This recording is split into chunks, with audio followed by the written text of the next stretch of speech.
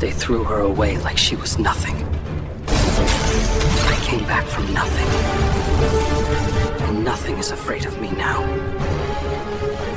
I could not feel my legs. That was the first thing. The second was the taste of blood sitting at the back of my throat like a coin I had been sucking on for too long. The sky above me was the wrong shade of dark. Not night, exactly. More like the ceiling of something that had given up on being anything. Snow was falling in those big, wet flakes that stick to everything, and it was sticking to me, my coat, my face, the blood on the asphalt around my head. 3 of them, maybe 4, metal bats. I had been walking home from work the same way I always did, past the convenience store, through the park, and they came out of the tree line without a word. No demands, no wallets. They just swung. I lay there and I thought about my father. His retirement fund fed into a business that ate it whole. His name stamped on a guarantee that turned into a noose. I thought about the debt that fell on me like a house collapsing one room at a time. I was 18. I never went to college. I worked. I paid. I worked more. I paid more. 10 years of that. 10 years of watching my brother run and come back with a wife and a child as if the fire had never happened, as if the ashes were someone else's problem. They were mine. They were always mine. The snow was covering me now, filling in the shape of me like the world was already done with the outline, and I closed my eyes, and I felt something I had not felt in years. Peace. Not the good kind. The kind that comes when the bill is finally too large to ever pay. The kind where the math stops mattering because you have stopped being a variable in it. Then something cracked open inside my chest. Not peace, not acceptance. Just a raw, stupid animal terror that I was about to stop existing, and I had not decided yet whether that was acceptable. Help me. The words came out broken and wet. Someone, help me. The snow kept falling. I stopped seeing it. I woke up tasting hair product. Someone had poured something bitter into my mouth while I was unconscious, and the aftertaste sat on my tongue like cheap conditioner. I opened my eyes and found a girl crouching over me. School uniform under a black mantle, pointed hat, black hair cut in a precise bob, glasses with thick black rims. She looked like a high school student who had wandered into the wrong costume shop and committed to the bit. She was staring at me the way a mechanic stares at a car that is not worth fixing. I tried to sit up, and my clothes moved wrong. Everything was too big. My sleeves hung past my hands. My shoes were somewhere behind me, and when I looked down at my legs, they were short. Not just short, child short. I patted my coat pocket for my cigarettes, found them, put one in my mouth, tried to light it. The cough that came out of me was violent enough to double me over, and the girl watched me hack with an expression that could have curdled milk. "You are done?" she said. I was not done. I was a grown man in a child's body, sitting on a dungeon floor, unable to smoke. That was the opposite of done. Her name was Diana. She had been summoned to this world with about 20 classmates, brought to a kingdom called Veles to defeat something called the Undead King. That had been a month ago. Her class had entered this dungeon, and somewhere between the entrance and here, she had gotten separated. She had been surviving alone on the 10th floor ever since, running from things, hiding behind barriers, and waiting for someone useful to show up. I was, apparently, what showed up. She used her skill on me, read my stats out loud with the enthusiasm of someone reading a parking ticket. Level 1, average everything. Main job, spirit mage. Sub job, martial artist. Martial artist, she repeated, looking at my child arms. I studied it in high school, I said. Great, that is very helpful. We argued for a while. It was not productive. When the arguing ran out of fuel, we agreed on the only plan available. Escape the dungeon without fighting anything, moving upward through 10 floors of undead-infested corridors on legs that barely reached the ground. Her magic was the weapon. I was the thing that stood between her and whatever was trying to eat us. I did not point out the obvious problem with that arrangement. She already knew.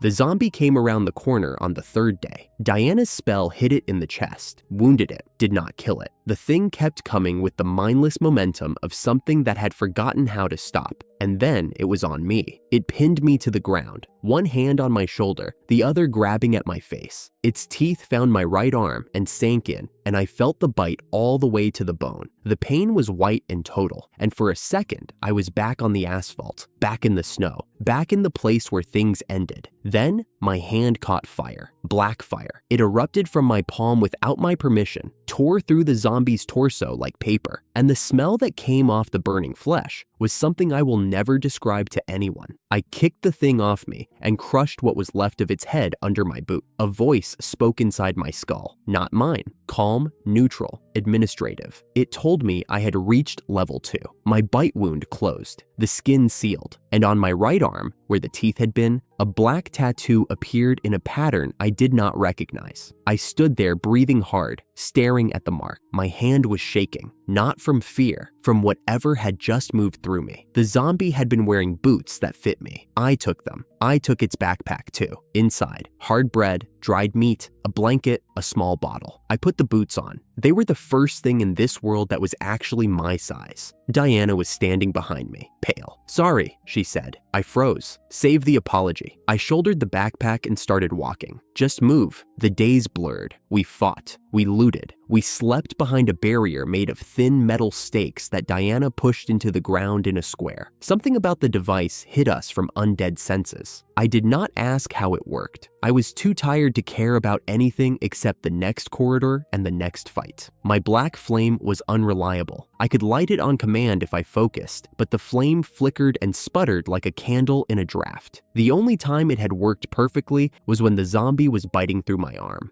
Great. So the activation condition was nearly dying. That was a fine combat strategy for a man with the body of a 12-year-old. Diana and I worked out a rhythm. She fired from distance. I closed and finished. She had incantations for her spells, long strings of syllables that she chanted with her eyes half closed. And when the magic left her hands, it hit like a thrown brick. Not elegant, but sufficient. We killed zombies that rose back up as skeletons. We killed those too. My level climbed. My stats grew. None of it felt like progress. It felt like treading water in a pool with no edges. On the 5th night, sitting behind the barrier eating hard bread that tasted like compressed sawdust, Diana told me about a boy named Marcus. Rich, handsome, good at everything. Led the class after they were summoned. She said it the way people say things they have been thinking about for too long, all in one breath, as if getting the words out fast enough would keep them from meaning too much. I chewed my bread and said nothing. I had known men like Marcus. They were easy to find in any world. "He is nothing like you," she added. Clearly, she pulled her blanket up to her chin and turned away. I closed my eyes and filed the name under things that would matter later. We found the body on what I think was the 7th day. 2 zombies were crouched over it in a corridor, feeding. The smell hit us before the sight did. Diana went rigid beside me. Her face drained of color so fast, I thought she was going to pass out. "You know them," I said, not a question. She did not answer. I told her to cast. She cast. Her first spell missed the wall by a foot. The second one hit, and the zombies turned toward us. The first one came at me, and I met it with my right arm lit. The flame was flickering, unstable, but it burned through the thing's jaw on contact. Diana finished it with a bolt that tore through its skull. The second zombie did not die. It changed. The voice in my head spoke again. Evolution.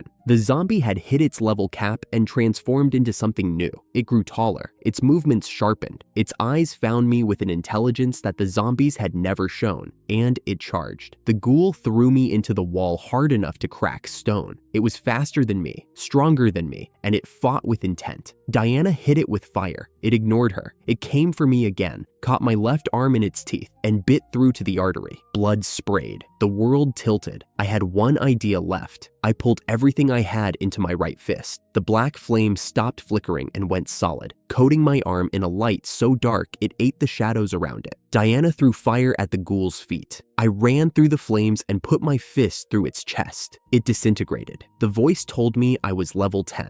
The wound on my arm closed. I sat on the floor for a long time, breathing. Diana told me later that the corpse was a classmate named Marcus. Not the Marcus she had talked about, a different one, assigned to the support team, told it was safe. He was just a classmate, she said, and her voice was perfectly flat, and I knew she was lying about how much it hurt. The boy appeared on the 9th day. We heard screaming from a side passage. I ran toward it because by that point, running towards screaming was just what I did, and I found a kid, maybe 12, being chased by 10 skeletons through a corridor barely wide enough for 2 people. Diana and I hit them from both sides. Fire from her, fists from me. The skeletons went down in pieces. When the dust settled, the boy was sitting against the wall, shaking, clutching a thin, short sword that looked more like a long nail than a weapon. His name was Tom. Brown hair, big eyes. He looked like he had been living in a drain pipe for a month, which, in a sense, he had. He made dungeon maps for a living, selling copies to adventurers. He had been tricked into entering this dungeon the same way we had been, and he had survived by hiding in unmapped passages, eating whatever the dead left behind, and waiting for someone who could actually fight. Tom had a map. 10 pages, every floor. Will you share it? I asked. He owed us his life, and he knew it. He handed over a copy of the map and enough food for 3 days. In return, I promised to burn the map once we escaped. His livelihood depended on those maps staying rare. Diana checked his status with her skill. Green, no murder. I think we can trust him, she said. I looked at the map. Floor 10 was where we stood. The exit route ran through a vertical shaft on floor 9 that dropped into something Tom could not identify. There is a hole, Tom said. Big one. I do not know how far it goes. He left after that, quick and quiet, the way people leave when they are used to being alone. I studied the map. The shaft was the only path that did not run through a dozen more floors of undead. Down was the way out. Diana looked at me. Down, I said. She did not argue. That was how I knew she was scared. The shaft was worse than Tom described. A cylindrical chasm, maybe 30 centimeters of ledge on either side, and a rope hanging from the opposite wall that might as well have been decoration. I went first. Diana followed. We edged along the lip of the drop with our backs pressed to the stone, and we were almost across when the ghosts hit. They came out of the walls, translucent, silent. They passed through Diana, and something in her went limp. Her strength drained out of her like water from a cracked glass, and she fell. I caught her arm. My grip held for exactly 2 seconds before gravity won, and we dropped together into the dark. The underground river caught us, cold enough to stop thought. The current dragged us through a tunnel I could not see the walls of, and then the tunnel ended, and there was nothing below us but air. We fell again,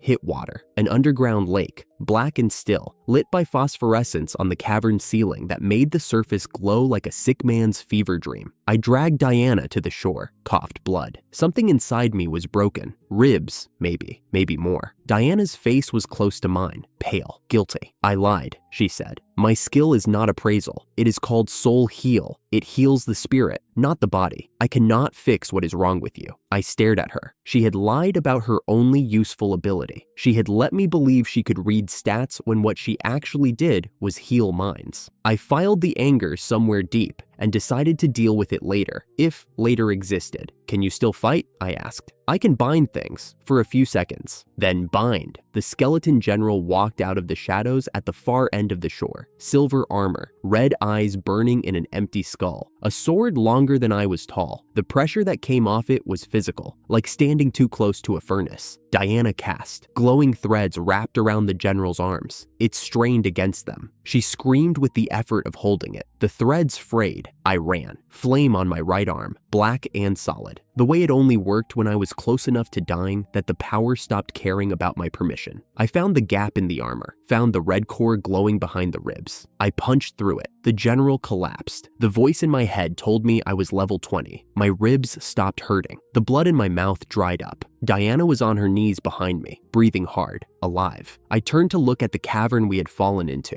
It was enormous. The phosphorescent light reached far enough to show a structure at the far end, something that looked like a temple built from black stone, columns and steps, and a darkness at its center that light refused to enter. And between us and that temple, standing in rows that stretched from one wall of the cavern to the other, motionless, silent, waiting, skeleton generals, hundreds of them. The dungeon went quiet, not the quiet of an empty room, the quiet of something holding its breath. I looked at Diana. She looked at me. Neither of us said anything. There was nothing to say. The way out ran through whatever was inside that temple, past an army of things we had barely survived one of. The cavern held its breath. So did I. The cavern stretched ahead like a cathedral built by something that hated cathedrals. Hundreds of skeleton generals stood between us and the temple, silver armor catching the faint ceiling glow. I sat on wet stone and ate the last of the bread. Diana watched the nearest patrol route. One at a time, I said. She looked at me like I had suggested we swim home. There are hundreds, and they patrol in pairs. When one faces forward, the other faces back. 3-second window when the rear guard rotates. I pointed at the closest pair. We pull one. You bind it. I dissolve the armor, break the orb, wait for the next rotation. That will take days. We have days. She did not argue,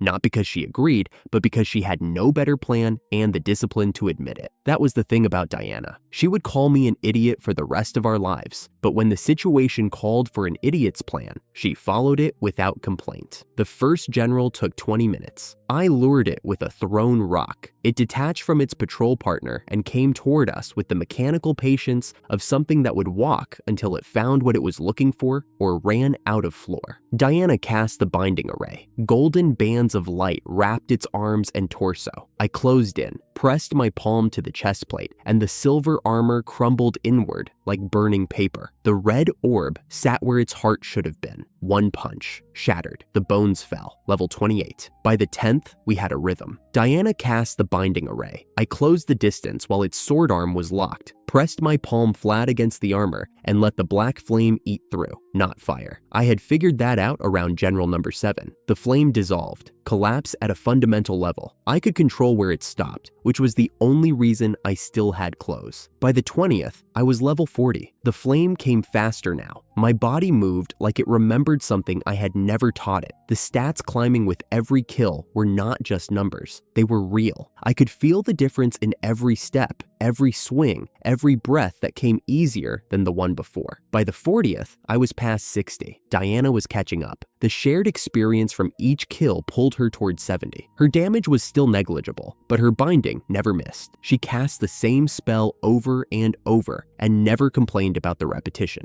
The generals never swarmed. Patrol-coded, not swarm-coded. When one engaged, neighboring pairs registered the disturbance, but returned to their routes if it did not reach them. The dungeon's architect had designed them to wear down a full party through attrition. 2 people picking them off from the edge was not the scenario anyone had planned for. When the last general fell, I was level 75. Diana was 72. We had no food. My coat was singed. Her witch hat had a new dent. The temple doors were open. The temple looked like someone had built the Parthenon and forgotten to let it age. Intact columns, clean floors, carved figures on the upper walls depicted a war. A circle cross descending from the sky, people worshipping it, people fighting it. The losers rose as undead. At the far end, a throne. On the throne, something that made the generals look like wind-up toys. Golden armor, a tower shield the size of a barn door, a sword that could have been a support beam. The skeleton lord stood when we entered, and the air turned heavy with pressure. I cannot see its status, Diana said. Hidden skills. I threw a fire bullet. The lord raised its shield, and the bullet evaporated against a glow that pulsed across the surface. Then it opened its mouth. The shockwave hit my chest like a wall of sound. My black flame armor shattered on the left side.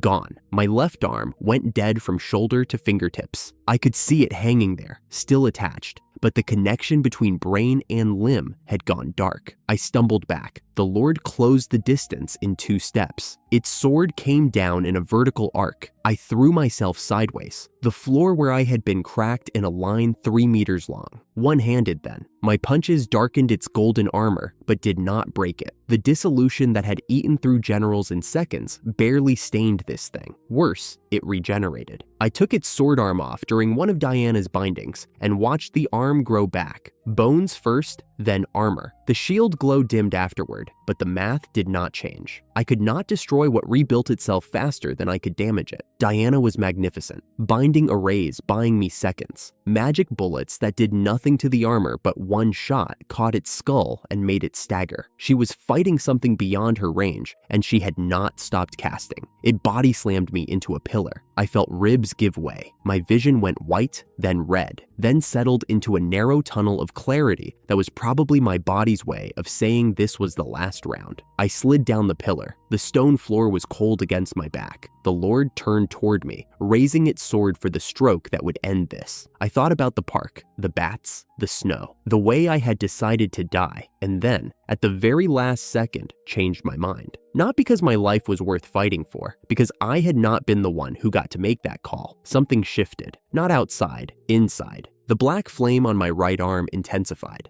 denser. It solidified from knuckles to elbow into something that was not flame anymore. Black armor, 5 articulated fingers, a forearm plate that moved when I moved. It looked nothing like the skeleton lord's gold. It looked like something that had been waiting inside the flame. I hit the lord's chest plate and the golden surface cracked like an eggshell. Hit it again. Each impact sent fractures across the armor. The lord swung its sword, and I caught the blade on my armored forearm. The sword shattered. I drove my fist through its skull and watched it dissolve, but the skull grew back. The orb is not on its body. Diana's glasses were cracked, dust in her hair, thinking faster than I was. Hidden core, check the throne. The lord surged toward the throne. Diana's magic bullet hit the seat dead center. Stone exploded. Beneath it, a red orb the size of a barrel pulsed with light that made my teeth ache. I was already there, armored right fist through the orb. The light went out. The lord stopped. Golden armor dulled to gray, bones disconnected, and the whole structure collapsed into a pile of hardware. I sat down because my legs made that decision for me. My left arm was still dead. The black armor on my right was dissolving back to nothing. My ribs were wrong.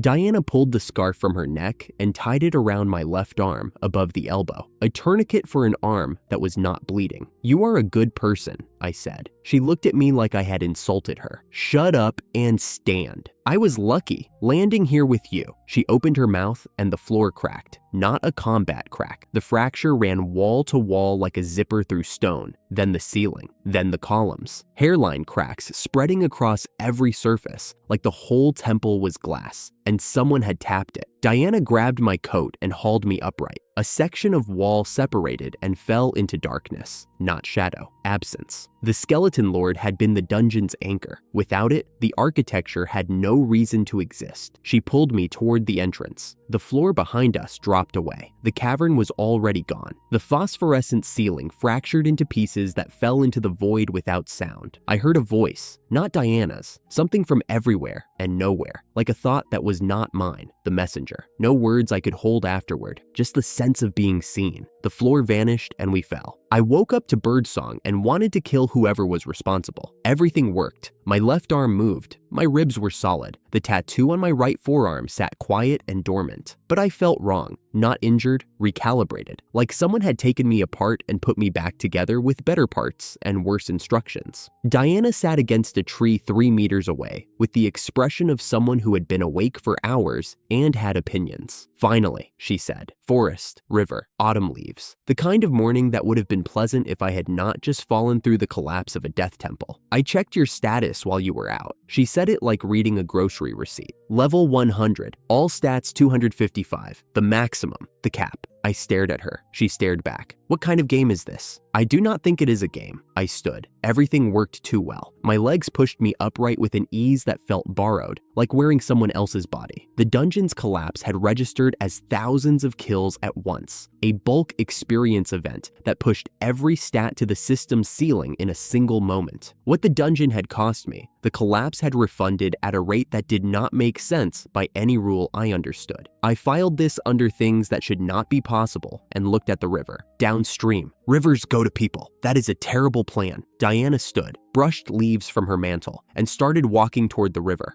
We followed the river most of the day. The forest thinned. A road appeared. Packed dirt, cart tracks, the first sign of civilization since I had died in a park, in a country that no longer existed for me. Around a bend, a box carriage sat at an angle with one wheel broken. 8 men in mismatched armor surrounded it. One knight was down. The other, a woman with short-cropped blonde hair, was held from behind with a knife at her throat. Diana appraised them. Bandits averaged level 5. The blonde knight was level 15. I was level 100. I borrowed Diana's scarf to cover my face and walked out of the tree line. The first bandit charged. I redirected his momentum into a tree. The second swung at my head. I stepped inside the arc and hit him once. The third got a kick that dropped him. The fourth tried to run. A marble-sized black fire bullet crossed the distance and put him down. The flame dissolved his weapon and nothing else. The one holding the knight shouted threats. I looked at him. He read something in my expression that hostage takers do not enjoy, shoved the knight away, and ran. He got about 10 meters before my kick sent him airborne. He landed hard and stayed down. Diana arrived, surveyed the aftermath, and called me a murderer. Then she kicked one of the fallen bandits, and his neck made a sound that necks should not make. "Welcome to the club," I said. Her eyes went wide. That was an accident. The blonde knight was Leah. She bowed, hands still shaking, and thanked me with the formality of someone choosing not to process what had just happened. The carriage door opened. Claire stepped out, younger than expected, honey-colored hair in twin tails, eyes that tilted upward in a way that would look arrogant on an adult, but on her just looked like a kid in charge. She introduced herself with a formal register that did not match her age. She offered me her mother's necklace as a reward, silver chain with a ring.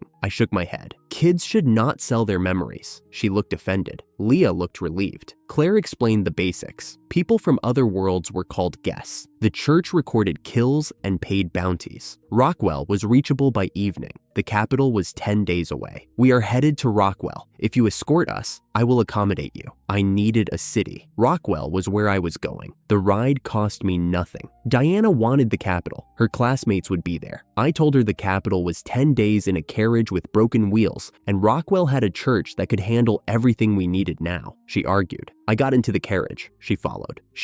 Rockwell was a walled city with stone buildings 3 and 4 stories tall, glass in the windows, and a population of humans, elves, dwarves, and people with animal ears who passed each other like this was normal. I liked it immediately. Not because it was beautiful, because it worked. Claire and Leah parted at the gate. Leah pressed a finely crafted dagger into my hands and bowed so deeply I was afraid she would hit the cobblestones. The church handled everything: banking, registration, bounties, skills. The priest was a woman in layered veils with a soft, alto voice. "Welcome," she said, "user of the 7 evils." I stopped walking. "The what?" she explained without the drama I was bracing for. The 7 evils were spirits that governed the mind, powerful, controllable. The name sounded worse than the reality, or at least that was what her tone implied. She opened accounts for both of us by touching our hands and reciting a phrase. My balance appeared when I touched my left palm. 100,000 A. Diana got 50,000.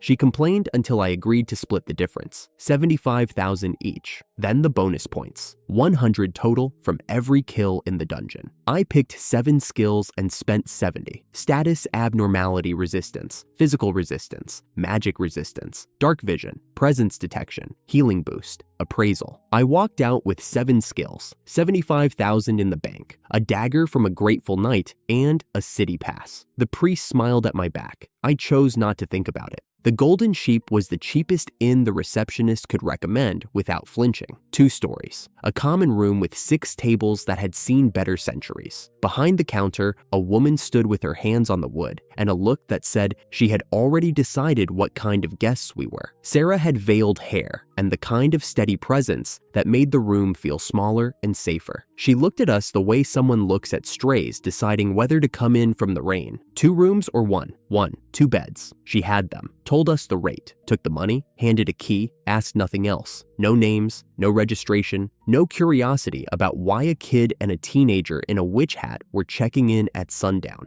Diana looked around. The fireplace was small but warm. The bread on the counter smelled real. "We could do worse," she said. The dungeon was behind us. The skeleton lord was dust. My stats sat at a ceiling that should not exist, and I was standing in an inn that charged less per night than a convenience store lunch from the life I was never going back to. I did not know what came next. That was fine. For the first time in longer than I could calculate, not knowing did not feel like a threat. It felt like an open door. I sat down at the nearest table and let the quiet hold. The Golden Sheep was not a good inn. The stairs creaked in a way that made you wonder which step would be the last. The food was better than dungeon rations, which meant it was edible, which meant it was the best thing I had eaten in weeks. Diana sat across from me, picking at bread, with the expression of someone who had been raised on better things and was trying not to say so. Sarah brought 2 bowls of stew without being asked and disappeared behind the counter. She had that quality I remembered from the better bartenders back in my old life. She read a room without making you feel read. I was halfway through my second bowl when the door opened. 3 people walked in,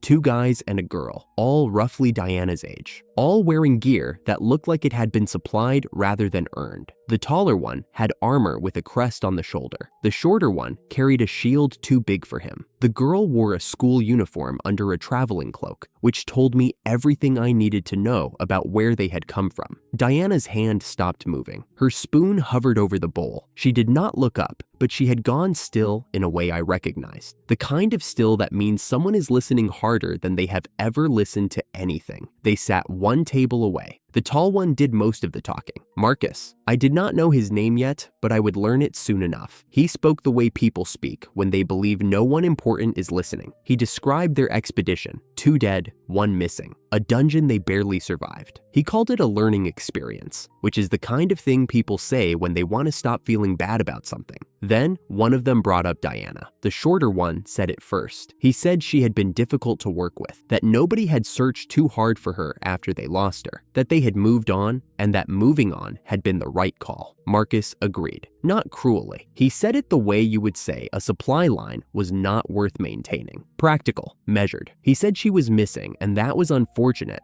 but the group could not afford to keep searching. Resources were limited. Decisions had to be made. The girl in the school uniform nodded. She added that she had also found Diana difficult. She said it softly, as if being quiet made it kinder. Diana was sitting at the counter, 2 seats from them. They did not look at her once. Not because of magic or disguise, because they had stopped thinking about her. That was the thing. They were not ignoring her. They had simply moved on. When they finished their drinks and left, the dining hall was quiet for a long time. Diana's face was dry. Her hands were flat on the counter. She told me she was going to kill them. Her voice was low and level and completely serious. That is expensive and impractical, I said. She stared at me. The slow version is better. I pulled my bowl closer. Get strong enough that they see what they threw away. That hurts longer than anything you could do to them tonight. She did not answer. She grabbed the bottle Sarah had left on the counter and poured herself something that smelled like it could strip paint. I did not try to talk her out of it. I had spent a decade learning that words do not fix the kind of empty that comes when someone throws you away and stops noticing. So I sat there. She drank. At some point, she started crying, which she would deny later. At some point after that, she fell asleep at the table with her head on her arms. I sat across from her for 2 hours, not because I had anything useful to say, because leaving felt worse. By morning, she was hungover and furious, which was an improvement over hungover and destroyed. She sat at the counter with a glass of water and told me she had a plan. It involved dismemberment.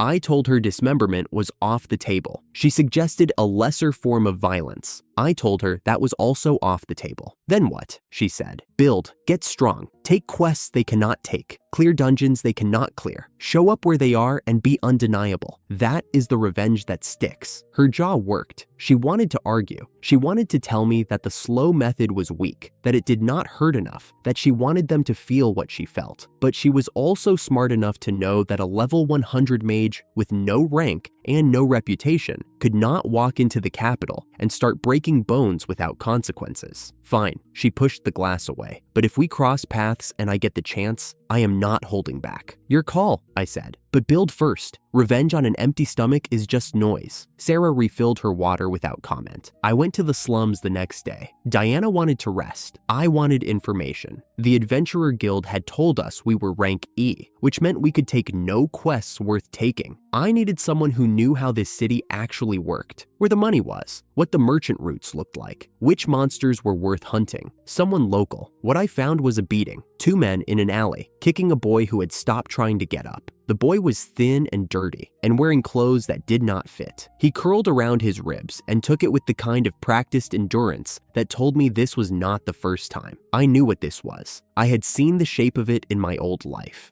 Debt collectors. The boy owed someone money. The someone had sent these 2 to remind him that the debt was real and the deadline was not flexible. I stepped into the alley. The 2 men looked at me. One of them mentioned a name, Stan, their backer, as if the name alone should make me turn around. It did not. A rumor had been circulating about someone who had dealt with 50 bandits on the road to Rockwell. I had no idea if that rumor was about me, but the two of them decided it was and left at a speed I found impressive for men their size. I crouched next to the boy. He looked up at me with one eye swollen shut and said something that roughly translated to, "Who are you?" His name was Tom. He owed 20,000 A, inherited from his parents, compounding at 20% per year. I did the math in my head. The interest alone was 4,000 A annually. A rank D adventurer doing herb gathering quests made maybe 50 A day. The debt was engineered to be unpayable. I had seen this exact structure before. In my old world, the endpoint was bankruptcy or worse. In this world, the endpoint was slavery. I sat the boy down against a wall. A woman I vaguely recognized appeared and helped bandage his wounds. She was worried about bloodshed, which I found touching. Then Stan himself showed up. An old man in clean clothes with a white beard and the manners of someone who wanted you to think he was reasonable. He expressed concern about the violence his employees had used. He said he believed the boy could repay the debt. He said it with the kind of confidence that told me he knew exactly when the math would break and the boy would have no choice. I recognized him immediately, not the man,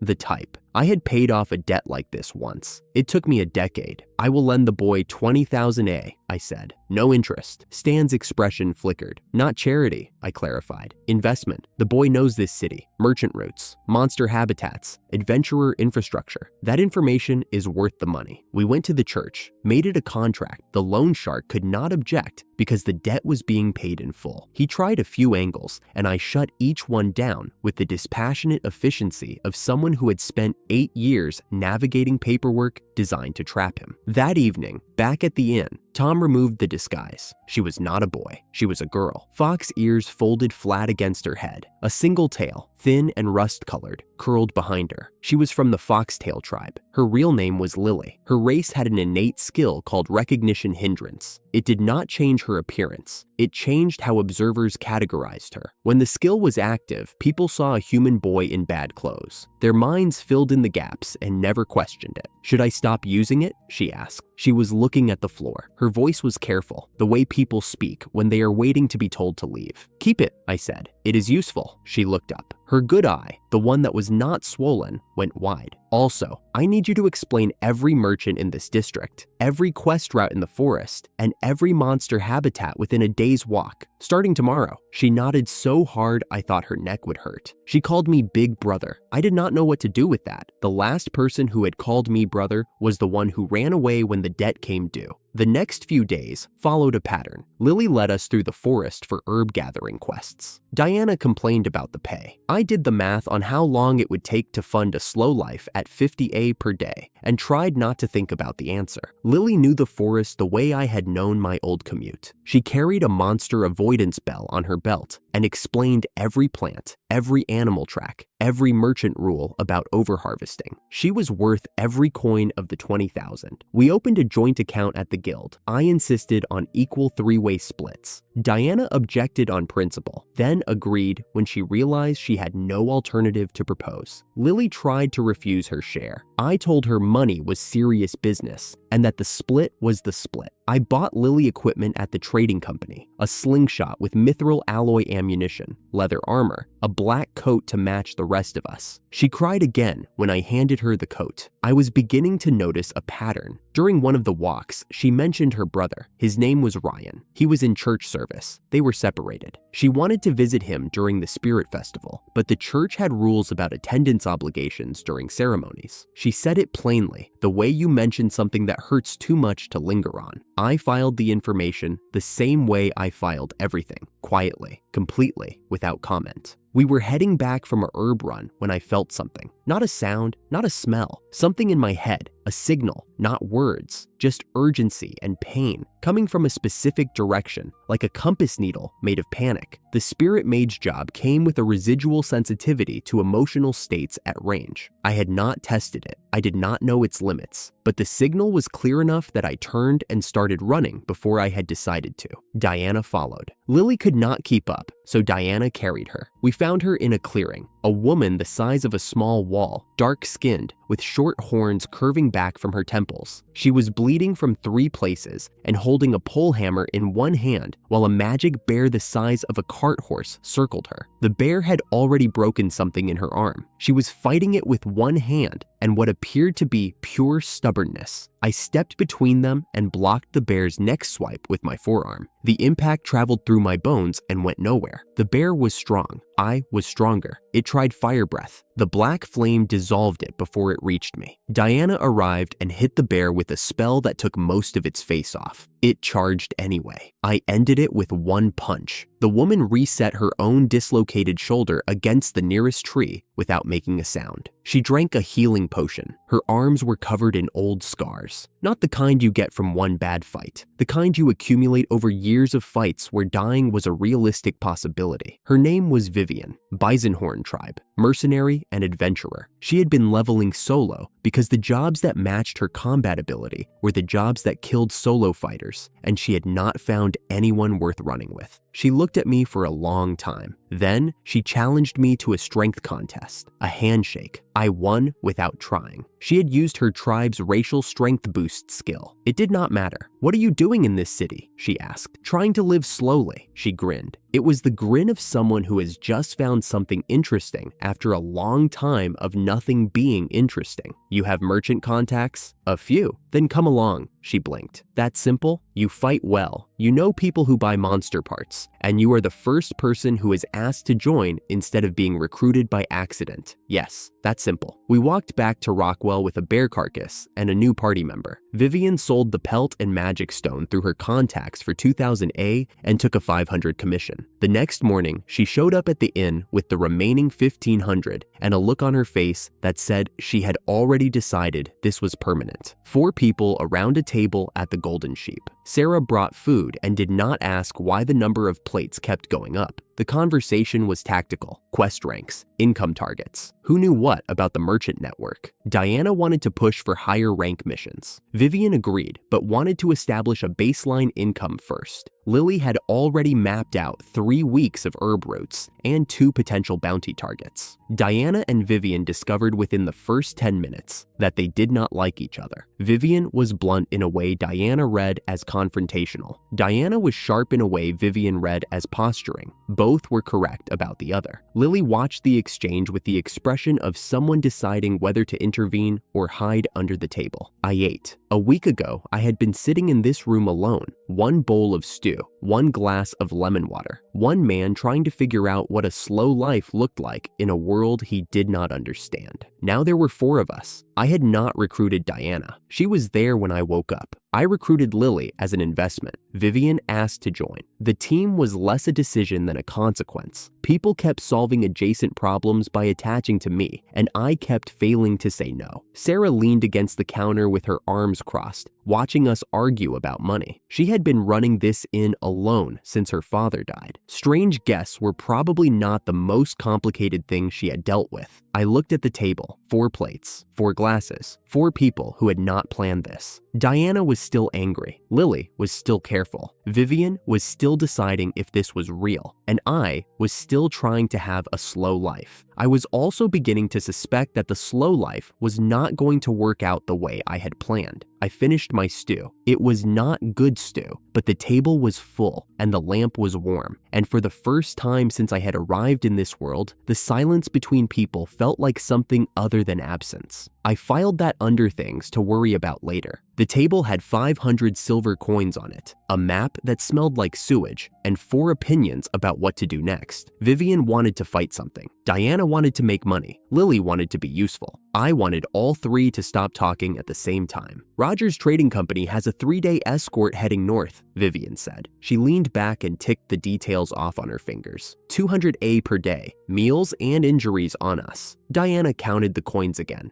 "Decent, but 3 days on the road is 3 days not in a dungeon." Lily had been to the church bulletin board already. She spread a second set of options across the table: herb gathering, sewer cleaning, pet retrieval. Diana rejected the sewers before Lily finished the sentence. "There is another dungeon." Lily's ears twitched. "The no-return dungeon, second largest in the region. Undead heavy. Good money if we map new floors." I looked at her. She looked at the table. "People go in with companions and come back without them." "Encouraging," Diana said. I told them we would do both. The dungeon first, then the escort. Vivian grinned. Diana sighed. Lily said she would buy new maps in the morning. Sarah set 4 bowls of stew on the table without being asked. and went back behind the counter without a word. That was the last quiet morning for a while. The dungeon smelled the way all undead dungeons smell: wet stone and something older than rot. We took a shared carriage to the forest entrance, descended through a spatial tear, and started clearing floors. Vivian took point with her polehammer. Lily tracked passages using the map. Diana threw spells from the middle. I handled anything that slipped through. The early floors were routine: skeletons folded under Vivian's polehammer. Lily's mithril sling rounds punched through rib cages. On the 4th floor, we found a ghoul crouching over a corpse that belonged to a thief we had seen on the carriage. He had been part of a half-elf's team. Now he was dinner. Vivian engaged the ghoul head-on. Lily's mithril corroded its flesh faster than it could regenerate. Vivian finished it. The corpse twitched. I put a fireball through it before it could stand. Several floors deeper, a red skeleton appeared behind Lily out of nothing. It swung a longsword at Vivian, connected with her shoulder guard, and vanished. "It teleports," Diana said flatly. The red skeleton reappeared behind me. I had been counting the intervals: 2 seconds between jumps. It swung. The blade caught my shoulder and the physical resistance skill ate the damage, but I felt the impact roll through my spine. I grabbed its ribcage with both hands and ripped. Inside its ribcage was a stone the size of my fist, a spatial magic stone. I pulled it free and the red skeleton collapsed.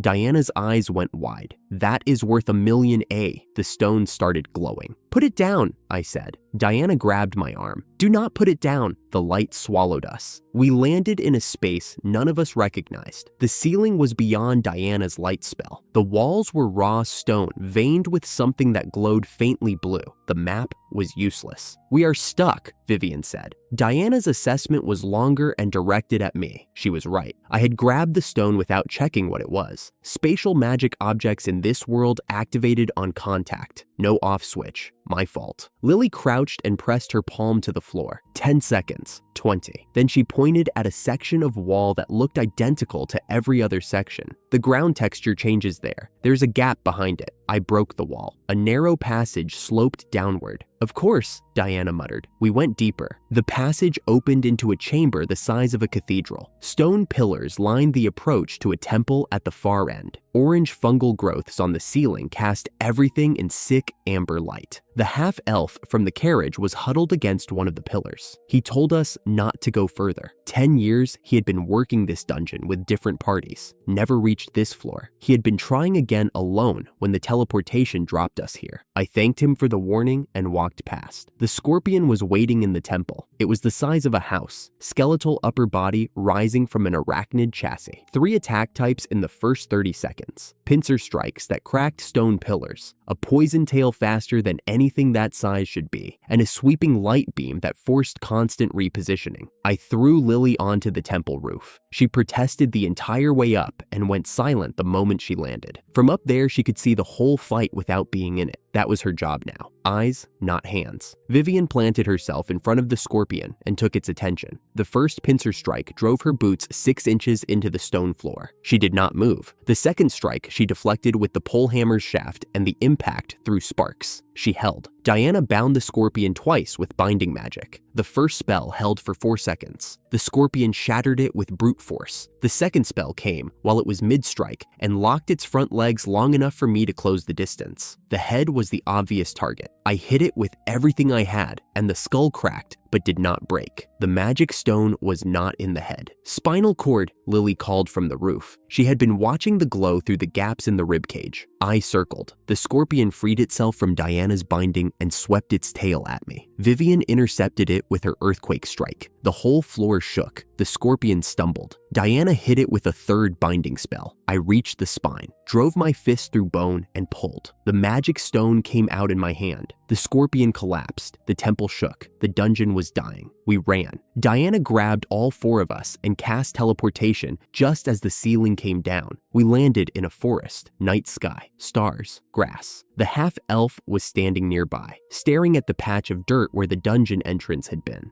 Gone. Just dirt. 10 years, he said. His voice was flat. I spent 10 years on this dungeon. He walked into the trees without another word. I sat down in the grass. Diana sat next to me. Nobody spoke. The spatial magic stone was still in my pocket. It had stopped glowing. We sold the magic stones through the church. The spatial stone alone went for 1.8 million A. The bounty for the dungeon added 60,000 more. The numbers did not feel real. I had spent my previous life paying off a debt smaller than what I had earned in a week. Vivian had gotten black coats for everyone, matching, with a flame pattern on the back. Diana refused hers until Vivian pointed out Diana's current outfit was held together by 2 repair jobs and a binding spell. Diana wore the coat. The escort mission left from the north gate the next morning. 50 adventurers, 5 wagons, Rogers Trading Company's banner on the lead carriage. We took the rear guard position because I did not want to earn resentment from the other teams by standing too close to the client. Vivian thought this was ridiculous. Lily thought this was sensible. Diana did not care as long as we got paid. The first 2 days were routine. Skeleton warriors twice. The front guard handled the first wave. The second hit our section.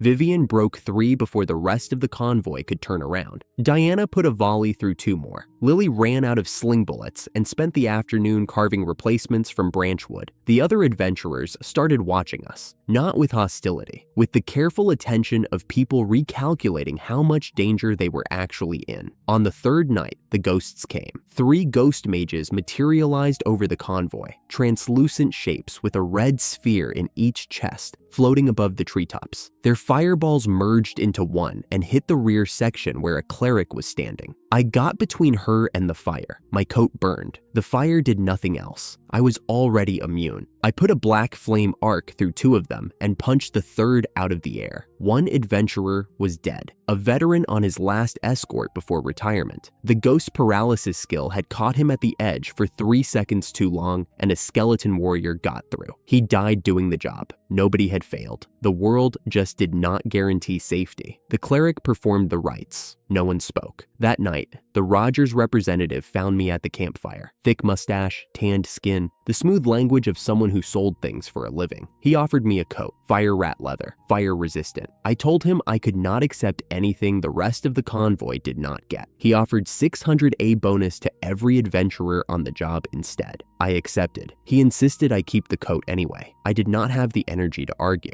Vivian was the one who said it. She had been sitting on the other side of the fire, eating soup Lily had made from dried meat and road herbs, and she looked up and said the name like she had been holding it for days. Black Flame. The Rogers man lit up. Diana negotiated royalties on any merchandise before I could stop her. Lily smiled into her soup. I put on the fire rat coat and stared at the fire and thought about the veteran who had died that afternoon. The name stuck. The escort road passed through a fortified village surrounded by wheat fields and a 5-meter log fence with a moat. The village chief offered us dinner: white bread, steak, soup, salad, real food instead of road rations. He served it with the careful generosity of a man who needed something. I ate the bread and thought about home. The wheat fields outside had reminded me of a place I would never see again. A knight sat across from us. Raymond Smith, Valus Kingdom, formally introduced with a salute and a smile that did not reach his eyes. He had been injured fighting the giant undead that plagued the village. The elder had used the healing potion I sold him on Raymond's wounds. Raymond thanked me. Then he started talking. He mentioned the Corpse King's dungeon, the first dungeon I had cleared, the one that gave Diana and me level 100. Confirmed destroyed. The collapse had released undead into the surrounding area. A giant skeleton had emerged from the lower floors, absorbed ambient energy, and grown to over 5 meters tall. He said all of this the way someone discusses the weather, with the precise delivery of a man who knows exactly what he is saying and wants to see how you react. I kept eating. The village chief was grateful. His people had set out their best food for adventurers who came down the road at the right time. Except I was not here by coincidence. I was the reason the giant skeleton existed. I had cleared that dungeon and left behind the conditions for this. The village had been attacked twice. The knight had been wounded, and the chief was feeding me steak. Raymond mentioned, almost as an afterthought, that the kingdom tracked dungeon collapses, that they knew about the guests, that certain decisions had been made about what the guests were told and what they were not. He did not say my name. He did not need to. The The village chief returned from checking on the gate, and his face was white. "It is here," he said. The giant skeleton was over 5 meters tall, and it walked like the ground owed it something. Each step shook the earth. The watchtower guards loosed arrows that bounced off its ribcage like rain off a roof. The other adventurers in the village looked at it, looked at the chief, and started discussing payment terms. I did not discuss payment. I jumped from the top of the gate and hit the thing in the forehead with everything I had. The skull cracked. The skeleton staggered back 2 steps. Then it grabbed me with a hand the size of my torso and threw me into the wheat field. I landed in the dirt and the wheat stalks collapsed around me. I was not injured. Level 100 meant I could take a hit from a level 50 monster and walk away sore. But the throw had been meant to clear me from the fight, and it worked. I was 50 meters from the gate. The skeleton turned back to the village. Vivian hit it next. Her earthquake strike cracked the ground beneath its feet, and the skeleton dropped to one knee. The watchtower tilted. She caught it with her shoulder and shoved it back upright before the guard on top could fall. The skeleton's body exploded, not fire, not magic. The bones themselves flew apart, and every fragment became a smaller skeleton.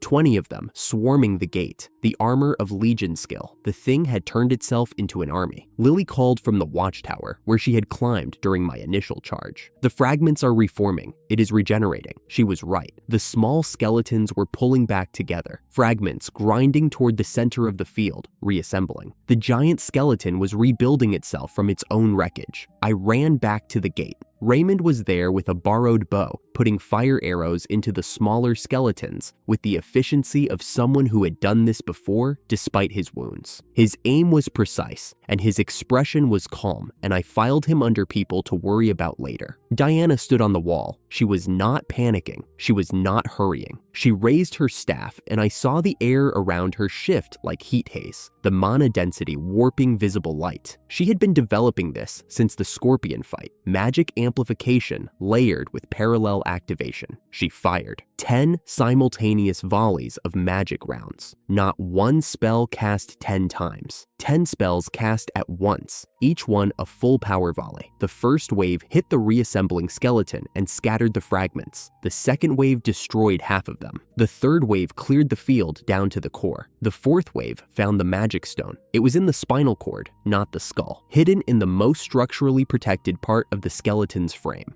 Diana's fourth volley punched through the vertebrae and shattered it. The giant skeleton stopped reassembling. The fragments went still. The glow in the bone faded. The field was quiet. Diana lowered her staff. Her hands were shaking. She was level 73 now, and she looked like she had not slept in 3 days. "That is the last one," she said. "I am done." The village chief came through the gate. He was crying. He tried to thank us. He tried to offer payment. He tried to shake my hand. I told him we were even and walked away before anyone could argue. Vivian caught up to me first. "You fought harder than you needed to." I did not answer. She did not ask again. Lily fell into step on my other side. Diana trailed behind, too tired to walk fast, too stubborn to ask anyone to slow down. We left the village at dawn. The wheat fields stretched out on both sides of the road, and the morning light turned them gold. I thought about the dinner the chief had prepared. The white bread, the steak, the careful gratitude of a man feeding the person who had nearly gotten his village destroyed. I did not feel like I had earned any of it, but the giant skeleton was dead. The village was intact, and the kingdom knight named Raymond knew my name without my having told it to him. I filed that under things to worry about later. The list was getting long. Behind us, Black Flame was a name people had started to recognize. Ahead of us, the Spirit Festival was coming, and Lily wanted to see her brother. The road back to Rockwell was quiet. I walked it with 3 people who had not planned on following me, and a fire rat coat I had not planned on wearing. The slow life was getting further away. I was not sure I minded anymore. The Spirit Festival was tomorrow, but Lily could not wait that long.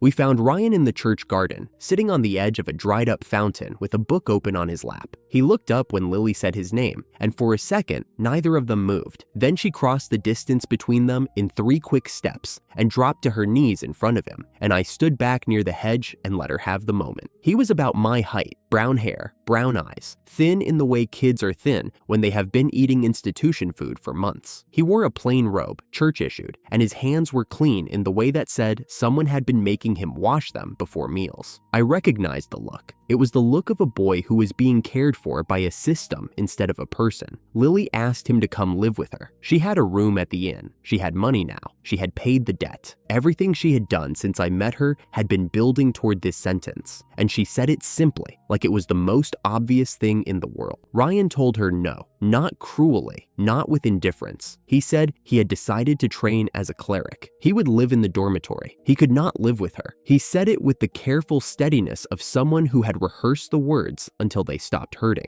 I do not want my sister's life to be wasted on me, he said. He was looking at the ground when he said it. Lily did not argue. She did not cry. She pulled him into a hug and held on. And over her shoulder, Ryan's eyes found mine, and I saw something in them that I recognized too well. The look of someone who has decided that the kindest thing they can do is remove themselves from the equation. I had a brother once. He made a different choice. He removed himself by running. Ryan was removing himself by staying still. The math was the same. Before they parted, Ryan crossed the garden and stood in front of me. He was shorter than Lily by half a head, and he looked up at me with an expression that was too old for his face. Please take care of my sister. I shook his hand. I did not promise safety. I did not promise outcomes, but I shook his hand, and he took what he needed from that, and then he walked back toward the church buildings with his book under his arm, and Lily watched him go until the garden gate closed behind him. She did not follow. That evening, the spirit lights came on. Sarah turned off the lanterns, and the metal charms she had hung along the eaves began to glow. Red, blue, yellow, green. Tiny points of colored light lifting off the metal and drifting through the air like something between fireflies and prayer. She clasped her hands and thanked the spirits, and for a moment, the golden sheep looked like a place that had never known trouble. Fireflies, I said, watching one drift past my nose. Diana looked at me. They are spirits. They look like fireflies. You are from the countryside, she said, as though this explained everything wrong with me. Vivian was already drunk. She had come back from the mercenary quarter an hour ago, carrying 2 clay bottles and a grin wide enough to split her face. And she had been working through both with the steady dedication she applied to everything. She threw an arm around my shoulder and announced that we were going to the puppet show. There is no puppet show, I said. There is always a puppet show, she said. I can smell one. There was, in fact, a puppet show. The festival had no stalls selling food, no carnival games, just the lights and the people and the drifting colors overhead. And somewhere in the middle of it, a stage made of old crates where 2 puppeteers were telling the story of a shepherd who lost his family and became a wolf. Vivian dragged us to the front. She had bought starch syrup from somewhere and handed me a stick of it without asking if I wanted one.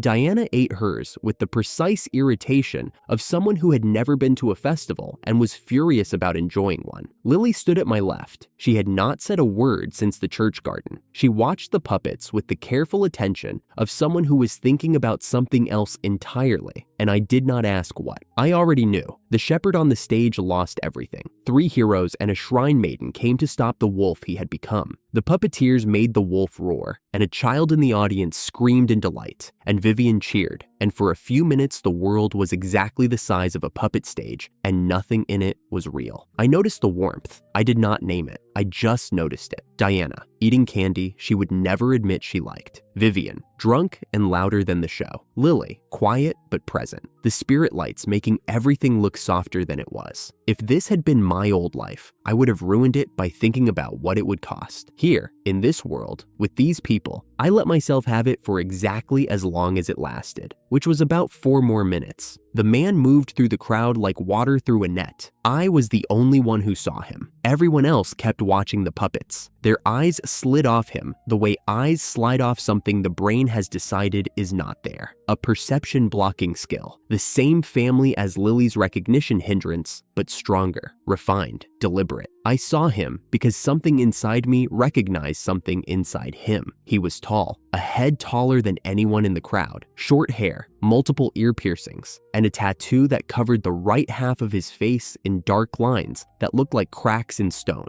He had Claire tucked under one arm like a sack of grain, and she was screaming and nobody heard her. I moved. He saw me coming. His free hand came up and a needle formed out of black flame. Not my black flame. The same category, but a different shape. 2 meters of solid darkness condensed into something that looked like it could punch through castle walls. He said his needle pierced all things. He said it like he was proud. I materialized my flame armor on my right arm and caught the needle mid-thrust. The impact traveled through my shoulder and into my teeth. Cracks spiderwebbed across the armor. The same armor that had punched through the skeleton lord's spine. The same armor that had never taken visible damage from anything in this world. He cracked it in one hit. Then he deactivated his perception skill and vanished. Not teleportation, just the skill reasserting itself. One moment he was in front of me with Claire under his arm. The next moment the crowd was watching puppets, and I was standing alone with a cracked arm and the echo of black flame in the air. Diana blinked. Vivian lowered her syrup stick. Lily's ears flattened. "What happened?" Diana said. "Claire is gone," I said. "Leah found us before we found her. She came through the crowd at a run,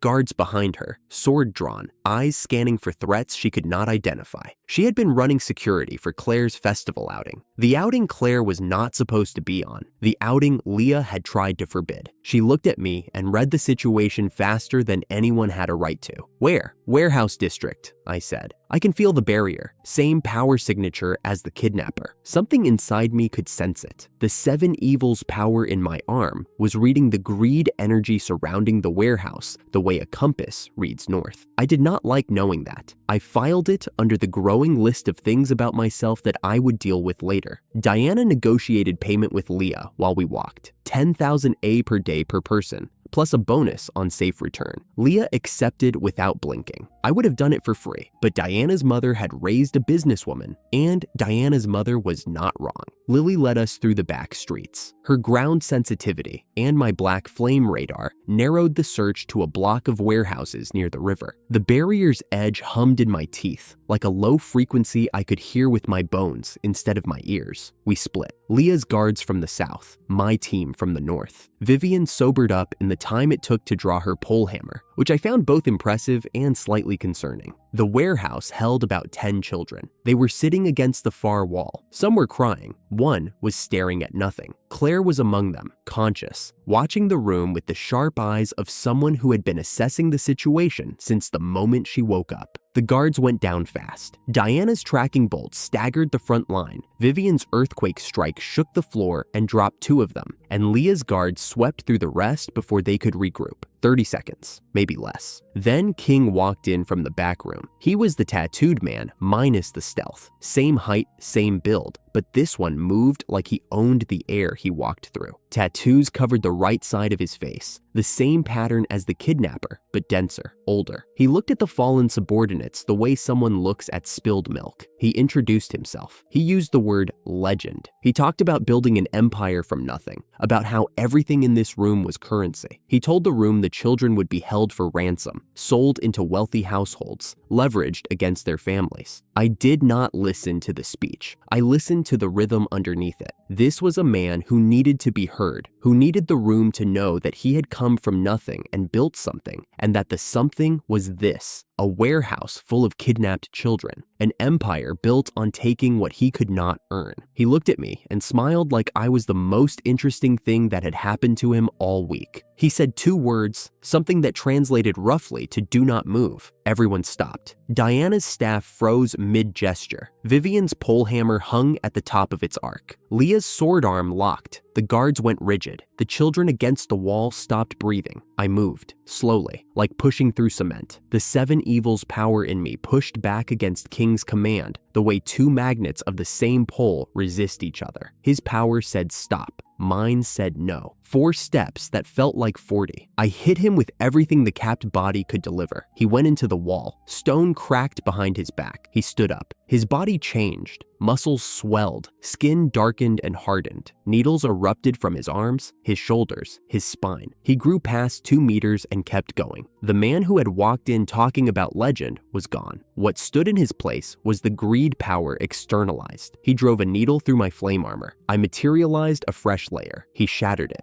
Diana fired 3 consecutive volleys. They bounced off a barrier of black light that spread from his feet like oil on water. Vivian's pole hammer could not crack it. Leah's blade did nothing. He domed that barrier around Claire and the children. Then he turned all of his attention to me. Needle through the shoulder, materialized, cracked. Another through the side, my vision going white at the edges. He was stronger than me, not by a little, by the kind of margin that does not close with technique or will. A needle punched through my guard and hit me at an angle that I felt in my spine. I went down, blood in my mouth, the familiar taste, the park, the snow, the first life. One word. I do not remember saying it. Diana told me later that I whispered it into the floor with my face pressed against stone. Transfiguration. I was not there for what came next. Diana told me. She told me once in Claire's office the next morning, and she used the voice she uses when she is describing something she does not have adequate language for. The voice that means she is translating terror into syntax. She said the black flame came out of me like something being born. It consumed the shape I had been lying in and built something new in its place. A figure, not human. An egg-shaped head with no eyes, no nose, just a slit where a mouth should be. Sharp claws where hands had been. A tail that moved like it was thinking independently. Armor that looked like it had grown from the inside out. She said it roared and King's needles disintegrated, just stopped existing. The barrier around the children shattered. The torches went out, and the only light left was the black flame itself. She said it moved through King's attacks like they were the wrong shape of smoke, like the needles were guesses and the figure was the answer. She said it was not fast in the way fast things are fast. It was inevitable. It went where King was, and then King was not there anymore. She said King's power overwhelmed and he did not survive what came after. Then the figure absorbed something from what was left, a sphere of black light that rose from the floor and sank into the figure's chest. The armor changed, became denser, more intricate, more wrong. Claire was praying. One of the children had fainted. Leah was staring at the figure with an expression Diana described as a malfunction. Then, the black flame folded back in on itself, like a flower closing, and I was lying on the warehouse floor where the figure had been, unconscious, unhurt, and breathing. Diana held my hand while I was out. She will never admit this. I know because Leah told me, and Leah is a terrible liar. I dreamed King's life, not the whole thing, just the part that mattered, the origin, the moment the power found him. A boy, small enough that the market stalls were taller than he was. No family, no name except the one he gave himself later. He stole bread from a cart because his stomach was eating itself, and the cart owner caught him and beat him in the street, and nobody stopped it. And the boy lay in the gutter afterward with blood in his mouth and the bread still clutched in his hand because letting go of it was worse than anything the beating had done. The hunger was not metaphorical. It was specific and physical, and it had been teaching him the same lesson for as long as he could remember. Other people had things. He did not. Other people's abundance was a personal offense. Every full table he passed was a statement about his worth. Then the power came, not as a gift, as an answer. The boy had been asking a question for years, with every stolen meal, every beating, every night spent in a doorway while warm light leaked through shuttered windows. The question was always the same. How do I make sure this never happens to me again? The greed power answered it. It gave him everything he asked for. He built an empire on the answer. He took and took and took until taking was all he knew how to do.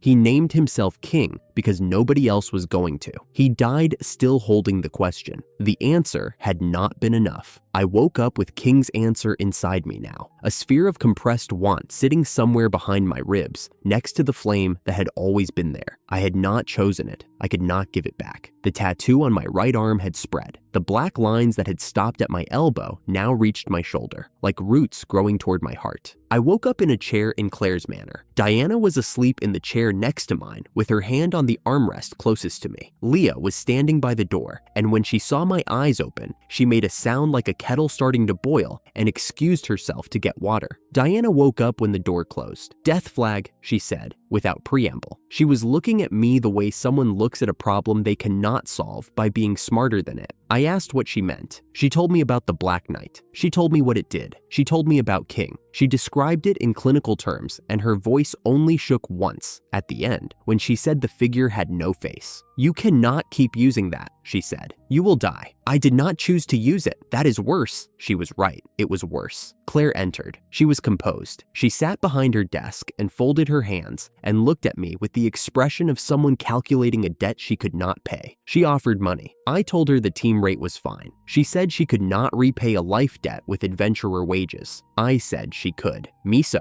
I said, "and soy sauce." The silence lasted 4 seconds. I counted. Diana looked at me like I had asked for Claire's left shoe. Claire looked at me like I had insulted her family line. Leah, who had just come back with the water, looked at me like she was reconsidering every good thought she had ever had about me. "Miso," Claire repeated, "and soy sauce. I was told the castle stores have some. The summoned guests requested imports." Claire leaned back. Something shifted behind her eyes. The political calculation of a lord who understood that this was not about condiments. She offered me an honorary knight title, no duties, occasional visits to her territory, access to resources, a formal relationship between a lord and a sworn ally that protected both of us within the feudal framework. I accepted the title. She granted the miso. Diana muttered something about ungrateful men who get offered honors and ask for bean paste. I did not tell her why I wanted it. The miso was not about miso. It was about the taste of a kitchen in a life I could not go back to.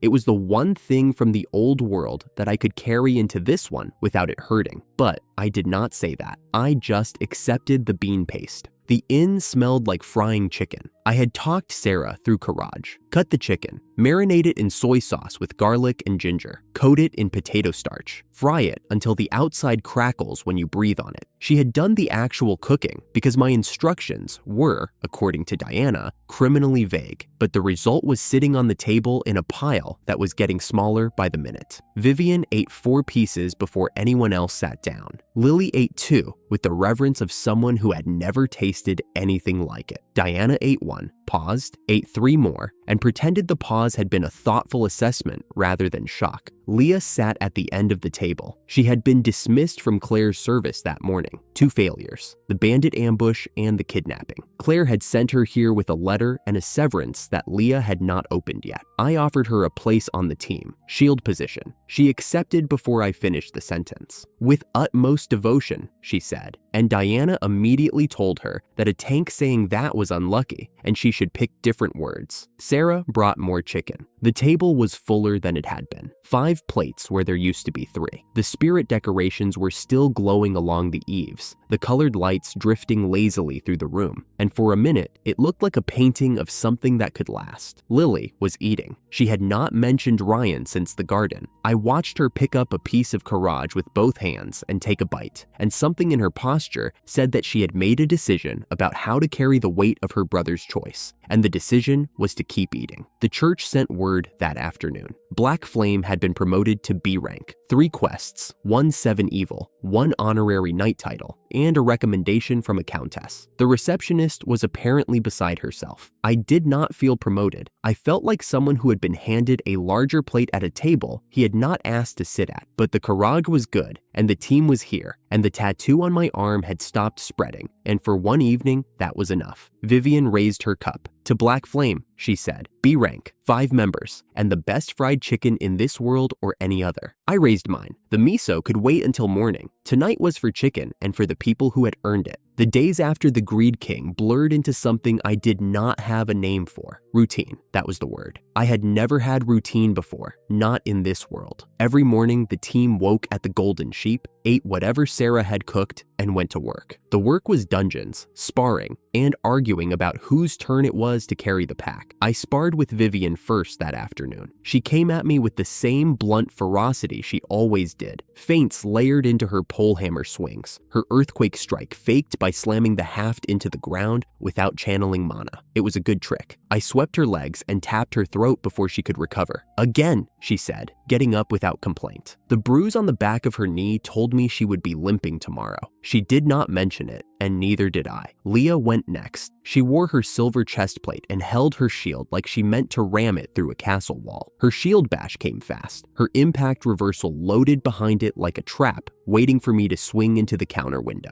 I did not swing. I waited, watched the 2-second window close, then stepped inside and put my hand on her sternum. "Dead," I said. She exhaled, nodded. Her posture was stiffer than it needed to be, and I could see it in the way she held the shield afterward, tilting it slightly toward me as if she might need it for a different kind of protection. She had watched the Black Knight eat someone alive. She was adjusting. She would get there. We walked back toward the city at dusk. I saw a man duck into the alley that led toward the cheap inn where Lily used to live. Alan. I recognized his build, the way he moved like someone trying not to be noticed. I filed it away and kept walking. The golden sheep smelled like miso and chicken fat. Sarah had figured out the breading I taught her, and the result was better than mine. There was white flour from the giant skeleton reward and soy sauce Claire had sourced from the castle stores. And Sarah had turned both into something that made Lily's tails stand straight up on the first bite. Tails. She still only had one, but it was doing the work of 3. Lily sat at the counter eating like she had not seen food in a week, which was how she always ate. She finished, wiped her mouth with the back of her hand, and said something that stopped the warmth in the room. "Boss, Alan borrowed money from Sarah. He spent it on drink." Sarah was behind the counter drying a glass. Her hands did not stop moving. She did not look at me. "How do you know?" I asked. "The barmaid at the Nameless Hero." Lily's ears folded flat. She owed me a favor. I looked at Sarah. She kept drying the glass. The glass was already dry. I should have waited. I knew that even before I sat down in Alan's chair. But I had watched this story before. In another life, in another world, I had watched a man borrow money he could not repay, spend it on things that did not matter, come back smiling like nothing was missing, and leave the person who loved him with the bill. My brother did it to my parents. My parents let him. I stayed and paid off the debt for a decade, and when my brother came back with a wife and a child, grinning like he had won something, I vomited in the bathroom. I sat in Alan's chair and told Sarah what Alan was doing with her money. I did not soften it. I told her he was drinking with it. I told her the pattern never changes. I told her the person who lends to a man like that always ends up alone with the receipt. She told me not to badmouth him. I kept going. That was the mistake. I said too much, went too far in, and the thing I was actually angry at had nothing to do with Alan and everything to do with a brother who smiled at a doorway 8 years ago. The slap was clean, open palm, full swing, right across my jaw. I could have dodged it. I was level 100. She was an innkeeper with poor eyesight. I took it because I deserved it. "Do not talk about him like that," she said. Her voice shook. I stood there with my jaw singing and nothing useful to say. Behind me, on the stairs, Diana had been watching the whole thing. She turned around without a word and went back to her room. The next morning, she packed a bag and moved to another inn. She said she was a customer and she could not stay in a house that felt like that. She was right. The golden sheep was cold for the first time since I had arrived. I spent the next day doing nothing useful. Lily and Vivian dragged me out to eat and walk the city because they could tell I was not going to do either on my own. We ended up at a cafe on the main street, drinking something that was almost coffee and pretending the morning had not happened. Vivian ate everything on the table. Lily watched me with her ears flat and said nothing, which was worse than if she had said something. Then the barmaid arrived. She was from the Nameless Hero, the cheap inn where Alan had been meeting people I did not want to think about. She found us at the cafe, sat down without being invited, and delivered the information like she was reading off a bill of sale. Alan and 2 men were going to rob the golden sheep tonight. They knew the layout. They knew where the adventurer gear was stored. They knew Sarah would be alone. I was already standing when Lily caught my arm. "Sit down." Her voice was low and precise. "Think first. She is alone in that inn. I know. Sit down for 10 seconds. Then go."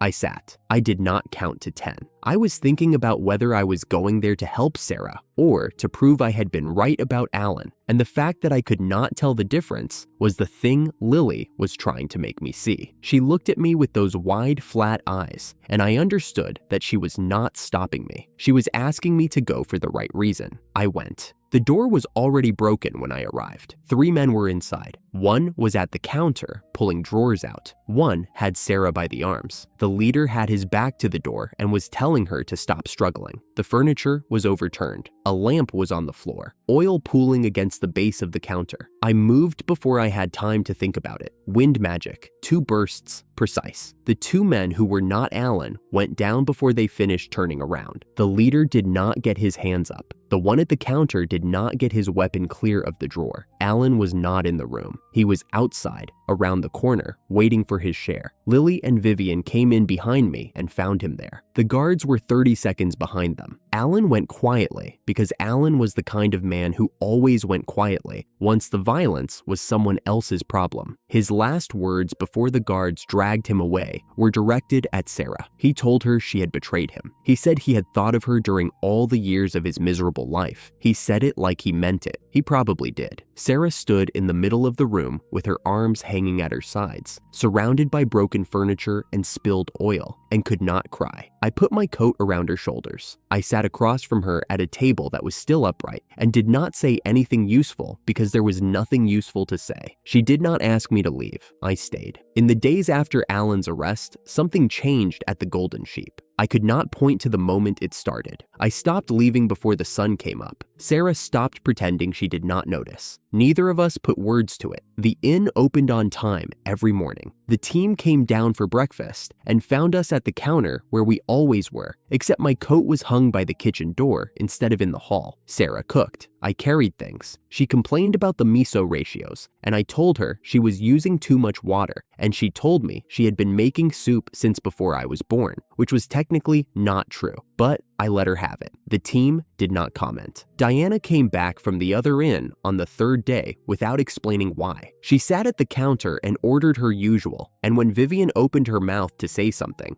Diana looked at her with an expression that could stop a dungeon boss. "Mind your own business," Diana said. "I did not say anything," Vivian said. "You were going to." Leah ate in the corner with her shield propped against the chair and watched all of us like someone studying a language she had not learned yet. Lily smiled at Sarah more than she used to. Sarah smiled back. I had not chosen this. I had not planned it. I had just shown up when the door broke and not left afterward, and somehow that was enough to change the shape of everything. It was the first time in either of my lives that staying somewhere felt like a decision I had made for myself. We went back to the dungeon a week later. The 2nd floor of the Thread Dungeon was the same architecture as always. Stone corridors, open chambers, vertical shafts connecting levels. Diana teleported us in at the marked point near the shaft, and we set formation. Vivian and Leah took the front, Lily behind them, Diana third. I brought up the rear. The monsters were stronger here. Skeleton warriors moved faster than the ones on the 1st floor. Ghost mages flew and cast fire. The team handled them like they had been doing this for years, which was almost true if you counted in this world's time differently than I counted. Vivian's earthquake strike cracked the ground in front of a skeleton warrior advance, slowing 5 of them long enough for Diana to put her tracking spell through their formation. 10 parallel bolts, each one finding bone. Leah charged into what was left with her shield bash and finished 2 more, then caught a fire spell on her shield and sent it back with impact reversal. The ghost mage exploded. Lily fired her slingshot and the stone left her weapon wreathed in black fire. It punched through a skeleton warrior's chest and kept going. The black flame was mine. The technique was hers. She had figured out how to channel the spirit power through her weapon, and the result was something that hit harder than her level should have allowed. But it was Leah I watched. She moved differently since the blood, faster, sharper. The weight of her shield felt like nothing in her hands. Her footwork had changed, her center of gravity lower, her reactions quicker. She did not stumble. She did not hesitate. But every few minutes, she looked at me with the expression of someone who had seen something they could not categorize and had decided to keep walking anyway. She was becoming a dark knight, and she was still figuring out what that meant. I could see it in the way she fought, half her old training, half something new that her body knew before her mind caught up. She would get there. The power would settle. But the look she gave me, that would take longer. After we cleared 2 monster houses and rescued a 4-person adventurer party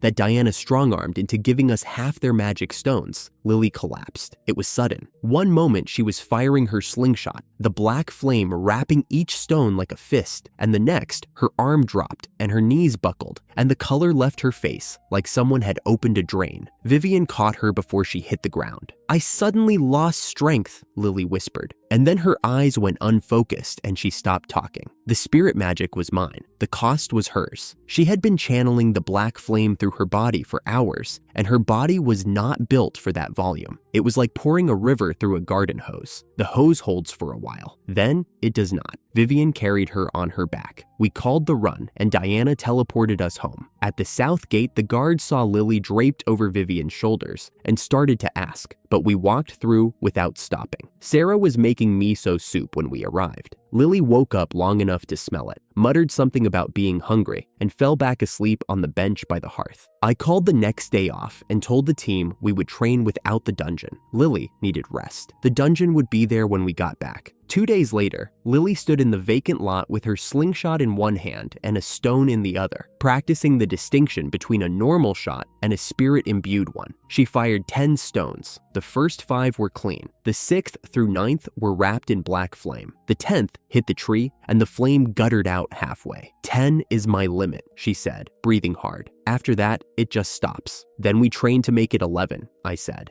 Diana sat on the low wall at the lot's edge, reading a book she had taken from the castle library, pretending she was not interested. She was interested. Lily's power was a variant of the same force that lived in my arm, and Diana was the kind of person who needed to understand everything, or she could not sleep. Lily put the slingshot away and held out her open palm. A ball of dark fire materialized above it, small and dense and perfectly still. Foxfire. Her eyes were locked on it, both tails rigid behind her. She tried to push it forward, and it held for 1 second, 2, and then popped like a soap bubble, sending sparks in every direction. "I cannot move it yet," she said, frustrated. "You made it," Vivian said from behind. "That is the part that matters. But I need to move it. Tomorrow." Lily's tails drooped. Then she looked at me and straightened up, and I could see the part of her that had survived the slums and the debt collectors and the years of disguising herself as a boy. The part that refused to be finished when the math said she should be. "Tomorrow," she agreed. Then, quieter. "Boss, my tail has been itching." I checked. It was not bugs, and it was not dirt. The base of her tail was swollen slightly, the fur thicker than it should have been. Diana noticed it at the same time I did and started counting under her breath. The next morning, Lily screamed in the inn hallway because her tail had split into 2. She came downstairs holding both tails in her arms like someone carrying grocery bags, her face cycling between panic and awe. The second tail was the same rust color as the first, thinner, slightly shorter,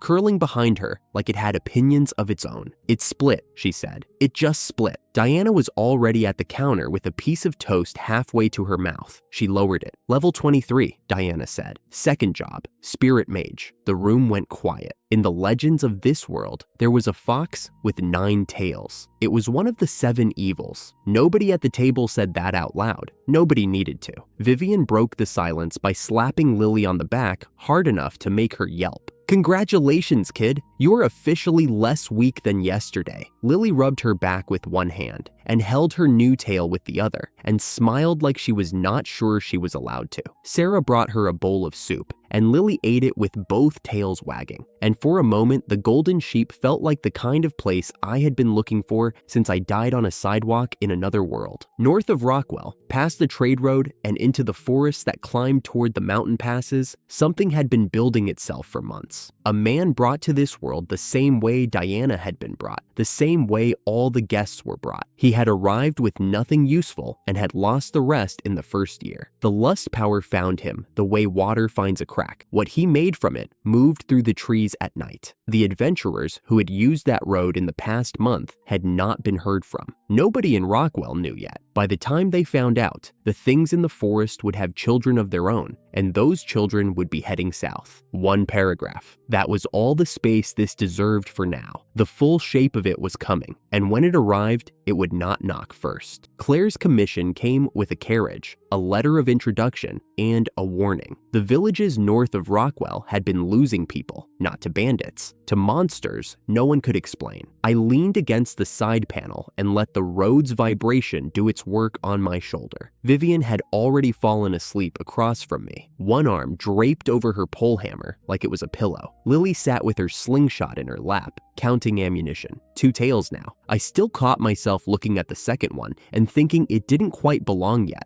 Diana was reading Claire's briefing. She had not spoken since we left Rockwell. Human-faced rabbits, she said, finally, not to anyone. Just reading aloud, like the words needed to exist in the air before she could accept them. Leah asked what made them different from a standard monster outbreak. Diana did not look up. They multiply. They target women. The kingdom sent a night order to contain it and requested additional support from Claire's territory. A night order. I let that sit. Which one? Luke's, Leah said. She had been reading over Diana's shoulder. Commander Luke, the kingdom's primary night division. That meant Raymond would be there. Raymond, who still owed me a favor and still thought our last encounter was the best thing that ever happened to his career. I could work with that. What it also meant, and what nobody in the carriage said aloud, was that Diana's former classmates would be there. Marcus, the group that had left her behind in the dungeon, the people she had spent 6 phases becoming strong enough to face. She turned the page. Her jaw was tight. I filed it under things that were not my problem and closed my eyes. The village was smaller than I expected. Wooden fence, a church at the center, harvested wheat fields stretching toward the forest line. Luke's knights had turned the church into a command post. Raymond met us at the gate with that half smile that never reached his eyes. He explained the situation in 30 seconds flat. The rabbits had been hitting outlying villages for weeks. The kingdom had deployed Marcus's group alongside the knights, and they needed our party as additional support. You will be on standby, he said. Luke wants Marcus's group to take first contact. I looked past him. Across the courtyard, Marcus stood with his people. Polished armor, kingdom crest, composed expression. He looked exactly the way you would expect someone to look who had been training under a knight commander for months. Diana had stopped walking. She was standing 3 steps behind me, and she was looking at Marcus the way you look at something you have already decided about. Marcus looked back. His expression did not change. Not surprise, not guilt, not even recognition. Just the flat appraisal of someone evaluating a variable. Then his eyes moved from Diana to me, and whatever he calculated, he kept to himself. Raymond led us to our lodging. I noticed one of Marcus's group sitting apart from the others in the courtyard. A boy with neat dark hair, isolated by a gap of empty seats. I filed the detail and kept walking. The briefing was in the church. Luke was taller than I expected, over 2 meters, broad, with the kind of build that said he earned it rather than inherited it. I told him we would follow his lead on this operation, with the caveat that my team's safety was my problem, not his. He accepted that the way a man accepts something he already assumed. Diana said nothing during the briefing. Her jaw stayed tight. When we walked back, Leah asked if she was all right. I am fine, Diana said, and the temperature in the sentence was below freezing. They came at dusk. I felt them before I heard them. Hundreds of presences pressing against the edge of my awareness, each one a knot of raw aggression moving through the trees. They are here, I said, and nobody asked how I knew. Marcus's group formed up at the fence. They were good. 2 dungeons cleared, a month of kingdom training, coordinated spell rotations. Marcus stood at the center directing traffic with a calm efficiency I could not fault. The rabbits hit the fence in a wave of wrong faces and crude weapons, trampling their own dead to reach the perimeter. The fence held, then it did not. They poured through the breach. Marcus rallied his group, pulling them into a tighter formation, but the numbers were wrong. Too many bodies in too small a space. One of the classmates, a girl near the back, screamed as 3 rabbits broke through the inner line. I moved. Fire magic punched a hole in the nearest cluster. Vivian's polehammer cracked the ground with earthquake strike and staggered a dozen more. Leah's shield deflected 2 that lunged at Lily, who dropped them with spirit-imbued shots from her slingshot. The coordination was clean, fast, automatic. 6 phases of building this team, and it showed. But the breach kept widening. Marcus's formation was fragmenting. His people were fighting hard, and it was not enough. Diana stepped forward. She did not say anything. She did not look at Marcus. She raised her staff and activated parallel magic. 10 simultaneous volleys swept the inner perimeter in a single pass. The courtyard went white. When the light cleared, every rabbit inside the fence was down. Silence. Marcus was looking at her. His entire group was looking at her. The girl Diana had once been, the one they abandoned in a dungeon because she was not worth the trouble of saving, had just ended a battle that their entire company could not contain. Diana turned and walked toward our lodging. She did not look back. She did not acknowledge Marcus. She did not need to.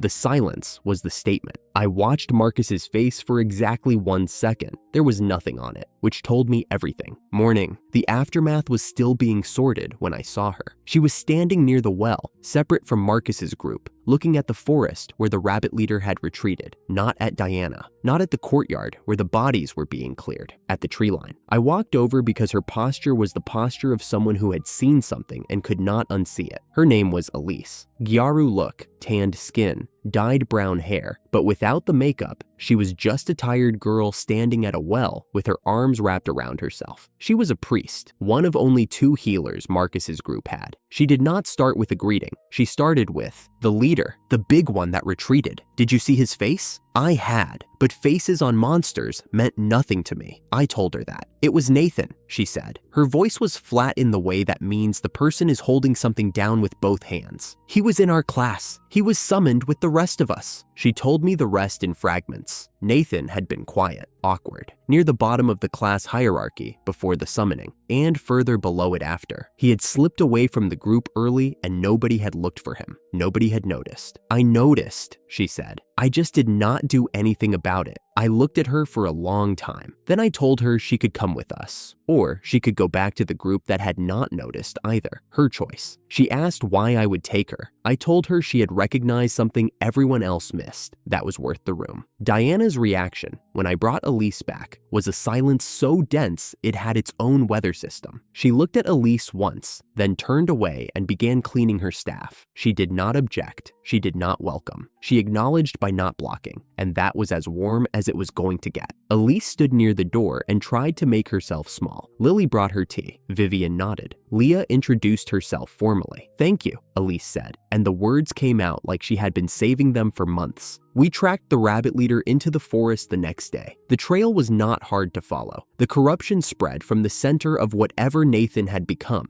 and every step deeper into the trees showed it. Wrong shapes in the undergrowth, pit traps with sharpened stakes, the smell of something organic but not alive. Lily found the first trap before anyone stepped in it. Her ears went flat against her head, and she stopped so sharply that Vivian almost walked into her. "Stakes at the bottom," Lily said, probing the ground with the butt of her slingshot. "Poisoned. These are not animal instincts. Someone thought about this." I could sense them in the trees. Dozens of presences, each one that same knot of raw aggression. They watched us pass and did not attack. They were hurting us. The approach took most of the day. Nobody talked much. Diana walked with her staff in both hands, channeling something quietly that made the air around her shimmer. Elise kept pace at the back, her priest's robes catching on branches. She did not complain. The cave opened at the end of the trail, like a mouth in the hillside. The corruption was thickest here, black streaks on the stone, the air heavy and wrong. I stopped at the entrance. The presences inside were layered. Nathan at the center, dense and fractured. Others around him. Some of them were my people. He has Diana and Elise. The words came from Lily, who was reading the tracking badge tablet. Her voice was very controlled. The badges I had given the team were designed for exactly this: directional reading, distance. 2 of them were inside the cave. 2 of them should not have been. I looked at Vivian. She already had her pole hammer out. Leah, Vivian, clear the periphery. Lily, suppression from the entrance. I go in for the core. Nobody argued. There was nothing to argue about. Inside the cave, the light died, and the wrongness replaced it. A faint glow from corrupted growth on the walls. The floor was slick. Nathan was not a person anymore. Whatever the lust power had done to him, it had taken the shape of every empty thing he had ever felt and built a body around it. He was tall, wrong-shaped. His face sat on top of the monster, like a mask that had melted into the meat. When he spoke, the words came out sideways. He had Diana. He had Elise. His clones held them against the far wall, not hurting them, just holding. He wanted an audience. He did not want to kill us. That was the worst part. He wanted to be seen. He wanted someone to stand there and acknowledge what he had become, as though the thing he had turned into was an achievement rather than a collapse. I could feel his voice through the narration, like static. He rambled, something about the classmates who had ranked him and found him nothing. Something about the world that had given him power, and it still was not enough. Something about Diana, who had been abandoned like him and had somehow become this, and the unfairness of that. The specific unfairness that she had found people and he had not. Diana said nothing. She stood in the grip of two clones and looked at him with an expression that was beyond anger, beyond pity, somewhere in the territory of a woman looking at a fact she has already categorized. The clones multiplied. They came from his body, splitting off like afterthoughts, each one wearing his face. Vivian and Leah were fighting them at the entrance, and I could hear Lily's foxfire detonations echoing down the tunnel, but everyone they dropped was replaced. I moved toward the center, fire in both hands. The clones closed around me and I burned through them, but for every two I dropped, 3 reformed. The lust power did not fight like the Greed King. The Greed King had been a wall. This was a flood. Nathan watched me fight his extensions with something that might have been amusement if there had been enough human left in him to feel it. I pushed harder. The black flame poured out in a wave that turned the cave floor to glass for 30 feet. It was not enough. He regenerated faster than I could burn. The fire was costing me everything, and it was buying nothing. My legs went first, then my vision. The last thing I felt before the dark was the greed core behind my ribs, pulsing once, and the black night climbing up from wherever it lived. Then, nothing. I did not see the fight. I never see the fight. That is the arrangement, apparently. The black night arrives, and I am excused from the room. What I was told afterward, in pieces, by people who were still deciding how much of it they wanted to remember, Lily said the black night moved through the clones the way fire moves through paper, not fighting them, passing through them. The clones dissolved on contact. It went straight for the original, the one with the core, and when it found it, the sound was brief. Vivian said she watched the black night pull something out of Nathan's chest, a dark sphere, the lust core. Then the black night held it against its own chest, and the sphere disappeared inward. Leah said the armor cracked after that, just cracked and fell off him like a shell, and underneath it was me, unconscious, lying on cave stone with the tattoo spreading across my chest in real time. Diana said nothing about what happened. She picked herself up from where the clones had held her, brushed off her mantle, and walked to where I was lying on the ground. When I woke up, she was sitting next to me with her staff across her knees. "You collapsed first," she said. Again. "The Black Knight got him? The Black Knight got him." Elise was on my other side, healing light from her hands pressed against my ribs. She was crying and trying not to show it. She had recognized the face on the monster, and the face had recognized her back, and now the face was gone. "He was in my homeroom," Elise said, and that was all she could say about it. I slept, and in the sleep, I met the person Nathan had been. He was not tall, not strong, not remarkable. He had round cheeks and soft hands, and the posture of someone who had learned early that taking up less space was the safest strategy. His family had money. He had attended a school where money did not matter as much as where you stood, and where he stood was at the bottom. The summoning was supposed to be his chance. A new world, a new start, the kind of story where the bullied kid becomes the hero. He was ranked immediately. The world measured him the way the school had measured him, and came to the same conclusion. He was given a classification that said he was not a fighter, not a mage, not a healer. He was given nothing. The other classmates formed groups. He was not invited. He waited to be asked. Nobody asked. He left. Nobody looked. The lust power found him the way water finds the lowest point. It did not force itself on him. It sat in the shape of the emptiness and asked a very simple question. What do you want? And the answer, from a boy who had never been wanted, was exactly what the power needed. I watched him change, not all at once, slowly, the way a person becomes something else when nobody is checking. The boy disappeared. The monster replaced him. The face stayed because the face was the last thing the boy had that was his own. I woke up from the dream with the lust core pressing outward against my ribs like a second heartbeat. The lust power pressed outward for 3 days. Not memories this time. The greed core had transmitted memory, a dead man's history playing behind my eyes. The lust core was directive. It wanted to use the host. It pushed against the inside of my thoughts with a current that had nothing to do with who I was and everything to do with what the power needed. The team kept me isolated. One room at the Golden Sheep, door closed, someone on watch at all times. I could hear them through the wall, Lily's light footsteps and the click of her slingshot being checked, Vivian pacing, Leah's formal quiet, which was louder than most people's noise, Elise asking Lily if she could do anything, and Lily telling her to rest. The power pressed. I pushed back. It did not have a voice, but it had a direction, and the direction was outward toward anyone close enough to touch. Every time the pressure built, I folded inward, found the empty place I had carried since my old life, the place where there was nothing left for anyone to use, and held the line there. Empty is not a weakness when the thing attacking you needs hunger to function. I had nothing it could leverage. That was the defense. Diana took shifts. I knew it was her because she sat closer to the door than anyone else. And when the pressure peaked at night, she would say one word, no. And I was not sure if she was talking to me or to the power or to something in herself. We did not discuss it afterward. Nobody discussed it. The arrangement was that the team stayed and the power lost. And whatever happened inside that room stayed inside that room.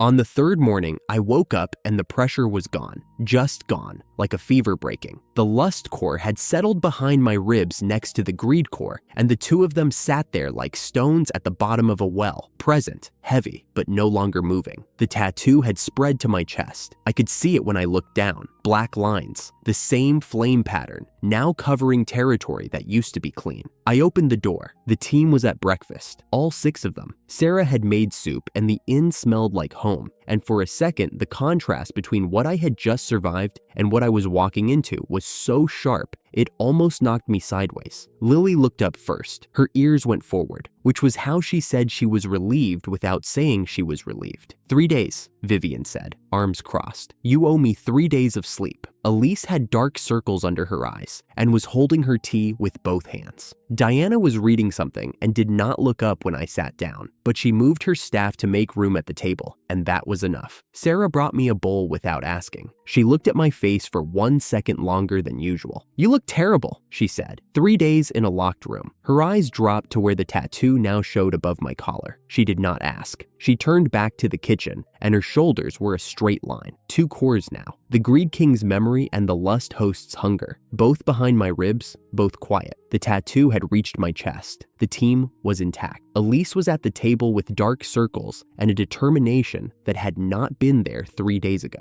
Diana had not acknowledged her. Marcus had seen what Diana was now and had found nothing to say about it. The road north was behind us. Whatever was ahead, we would get there the same way we had gotten here, one phase at a time. The 4th morning was different from the first 3. Nobody watched me like I might crack open. I came downstairs and the table was already full. Lily had saved my seat. Vivian was halfway through a plate of fried chicken and rice that Sarah must have started before dawn. Leah sat with her hands around a cup, back straight, eyes forward, the posture of someone who had spent 3 days on watch and was still unwinding from it. Diana was reading something at the far end of the table, her glasses catching the light every time she turned a page. And Elise was there. Same spot she had been in yesterday, same dark circles under her eyes, same way she held her tea with both hands, as if letting go of the cup meant letting go of whatever permission she had been granted to sit at this table. I sat down. Sarah brought me soup without being asked. She set it in front of me, and her hand brushed the counter near mine, and she did not look at the place where my tattoo showed above my collar. She had seen it. She had chosen not to ask. That was the kind of woman she was. "You look better," she said. "I feel better." "Good." She turned back to the kitchen. "Eat before it gets cold." Vivian looked up from her plate. "He always looks the same to me. Tired." "That is his face," Diana said, without lifting her eyes from the page. "He was born with it." Lily covered her mouth. Leah almost smiled. Elise stared at her cup as if the surface of the tea might reveal the correct social protocol for laughing at a joke made by someone who would not acknowledge your existence. I ate the soup. It was good. Everything Sarah made was good, but the soup after 3 days of isolation tasted like the first real meal I had ever eaten in this world. The warmth went all the way down to the thing behind my ribs, where 2 cores sat quiet and cold and patient. The lust core had not moved since yesterday. The greed core had not moved since the spirit festival. They were there the way old injuries are there, a fact you carry that changes the angle of everything without announcing itself. I had fought the lust power for 3 days and won by being empty where it needed me to be full. That was not a strategy I could repeat indefinitely. Sooner or later, the next one would find a shape that fit. I filed that under things to worry about later. I was getting a long list. The church was quieter than usual. The priestess greeted us at the entrance with the same serene expression she always wore, as if nothing that happened in this city could disrupt whatever arrangement she had with the world. "Welcome back, wielder of the 7 evils." "Just 2 so far," I said. "2 is already more than most hosts survive." She folded her hands. "The church has compiled what records exist. Would you like to hear them?" I would. The 7 evils, she explained, were bound to emotional extremes: greed, lust, envy, wrath, sloth, gluttony, pride. Each one had been a person once, before the undead king's influence found the crack in them and poured itself through. The cores accumulated in whoever defeated them. No one in recorded history had held more than one and remained themselves. Diana pushed her glasses up. "He is holding 2. "Yes." The priestess looked at me with an expression that was not quite concern and not quite curiosity. "The church would like to monitor your condition, if you are willing." "Monitor how?" "Periodic check-ins. Nothing invasive. We simply want to know if the cores begin to interact." I thought about the 3 days I had just spent fighting something that tried to use my own emptiness against me. Interact was a polite word for what could happen. "Fine," I said. Diana caught my eye on the way out. She did not say anything. She did not need to. 2 cores. The pattern was obvious. The next 7 evil we encountered would try to add a 3rd, and whatever defenses I had used against greed and lust might not work against whatever came next. We handled the payment transfer while we were there. The reward from Claire's commission was split evenly, with a smaller share set aside for Elise since she had joined partway through. She tried to refuse it. Lily pressed the amount into her hand and said, "Team rules. Everyone splits." Elise looked at the money like it might bite her. I took Elise to buy equipment. She needed everything. The white priest robes she had been wearing since Marcus's group were held together by faith and not much else. The shop clerk at the trading company recognized me and started pulling things off shelves before I finished describing what we needed. Leather armor made from bladehorn deer, a fire rat robe that could be embroidered with the team's flame mark later, a scepter made of silver oak that would amplify her holy magic, boots that actually fit. Elise stood in the middle of it all, with the expression of someone who had never had anyone buy her things without expecting something in return. "I can pay for my own," she said. "Team fund." "But I just joined. I have not earned this." I looked at her. She was holding the scepter the clerk had handed her with both hands, the same way she held her tea, as if letting go meant something she was not ready for. "You healed me after the Black Knight fell," I said. "You recognized Nathan when nobody else could. You are here because you chose to be here, and the team needs a healer. The equipment is not a gift. It is operational." She blinked. Then she held the scepter a little closer to her chest, and her grip changed from holding on to holding. "Thank you," she said. And for the first time since she had joined, the words did not sound like an apology. I was not there for the training day. Diana made that clear. She proposed it at dinner the night before, in the tone she used when she had already decided something and was informing the room. "Elise's positioning is wrong for our formation," she said. "She will get someone killed if it stays wrong. I will fix it tomorrow, alone." Nobody argued. Vivian raised an eyebrow. Lily nodded. Leah looked at Diana and then at Elise and said nothing. I said nothing. The fact that Diana was willing to spend an entire day with the person she had not acknowledged for 2 weeks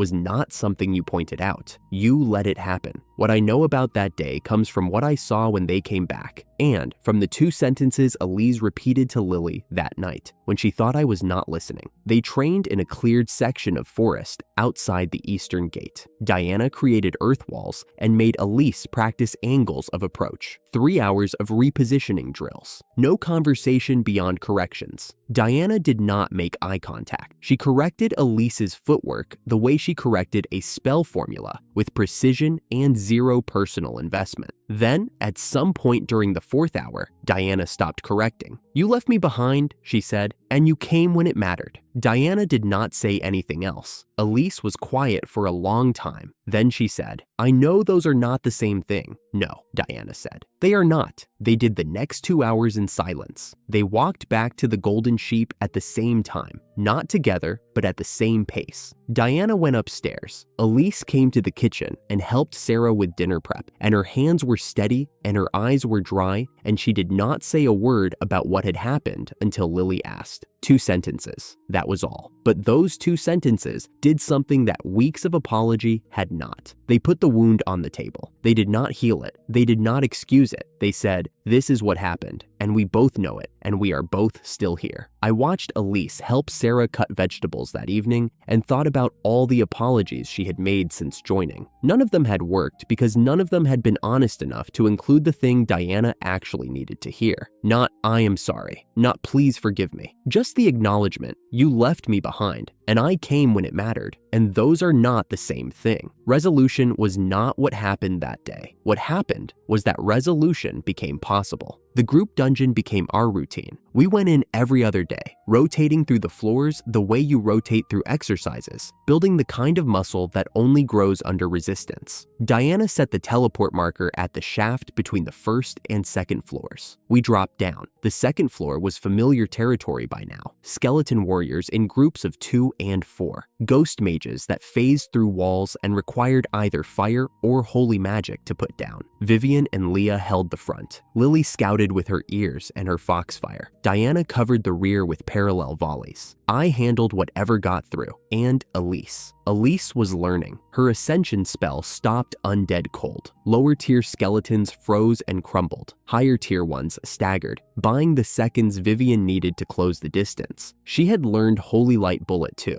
a ranged attack that was not strong enough to solo anything on the 2nd floor, but was precise enough to crack a skull that Leah had pinned against a wall. The first week was clumsy. She hesitated on her timing. She aimed at the wrong target. She apologized after every mistake, which took longer than the mistake itself. "Stop apologizing," Vivian said after the 3rd run. "Hit the thing or do not hit the thing. Saying sorry does not change which one happened." Elise hit the thing more often after that. Vivian's advice had the advantage of being impossible to misunderstand. Lily collected magic stones after every fight, counting them on her fingers with her tail wagging. Leah bought a magic earring that gave her a weak healing spell, barely enough to close a scratch, but she practiced it on every cut and bruise the team collected. The team's finances ran through a shared fund. Lily tracked the receipts. I paid up front for supplies and equipment and got reimbursed from the common earnings. It was the kind of system that only worked because everyone trusted the person holding the ledger, and Lily was the person everyone trusted. The 3rd floor taught us something new. We found the mantis on our 4th rundown. It was waiting in a chamber with a vaulted ceiling and no other exits. Taller than a skeleton warrior by half again, with arms that were not arms anymore. The bones had fused from elbow to fingertip into a single blade-like structure, longer than they looked, with spikes running along the inner edge. It stood perfectly still until we entered the room, and then it moved. The first encounter went badly. Vivian charged the front the way she always did, and the mantis rotated its shoulder joint and drove its forearm into the ground. The shockwave traveled through the stone floor in a semicircle. Vivian stumbled. Leah caught the edge of it, and her shield arm went numb. The sound hit a frequency that made my teeth ache. We pulled back. Nobody was hurt badly, but the positioning was wrong,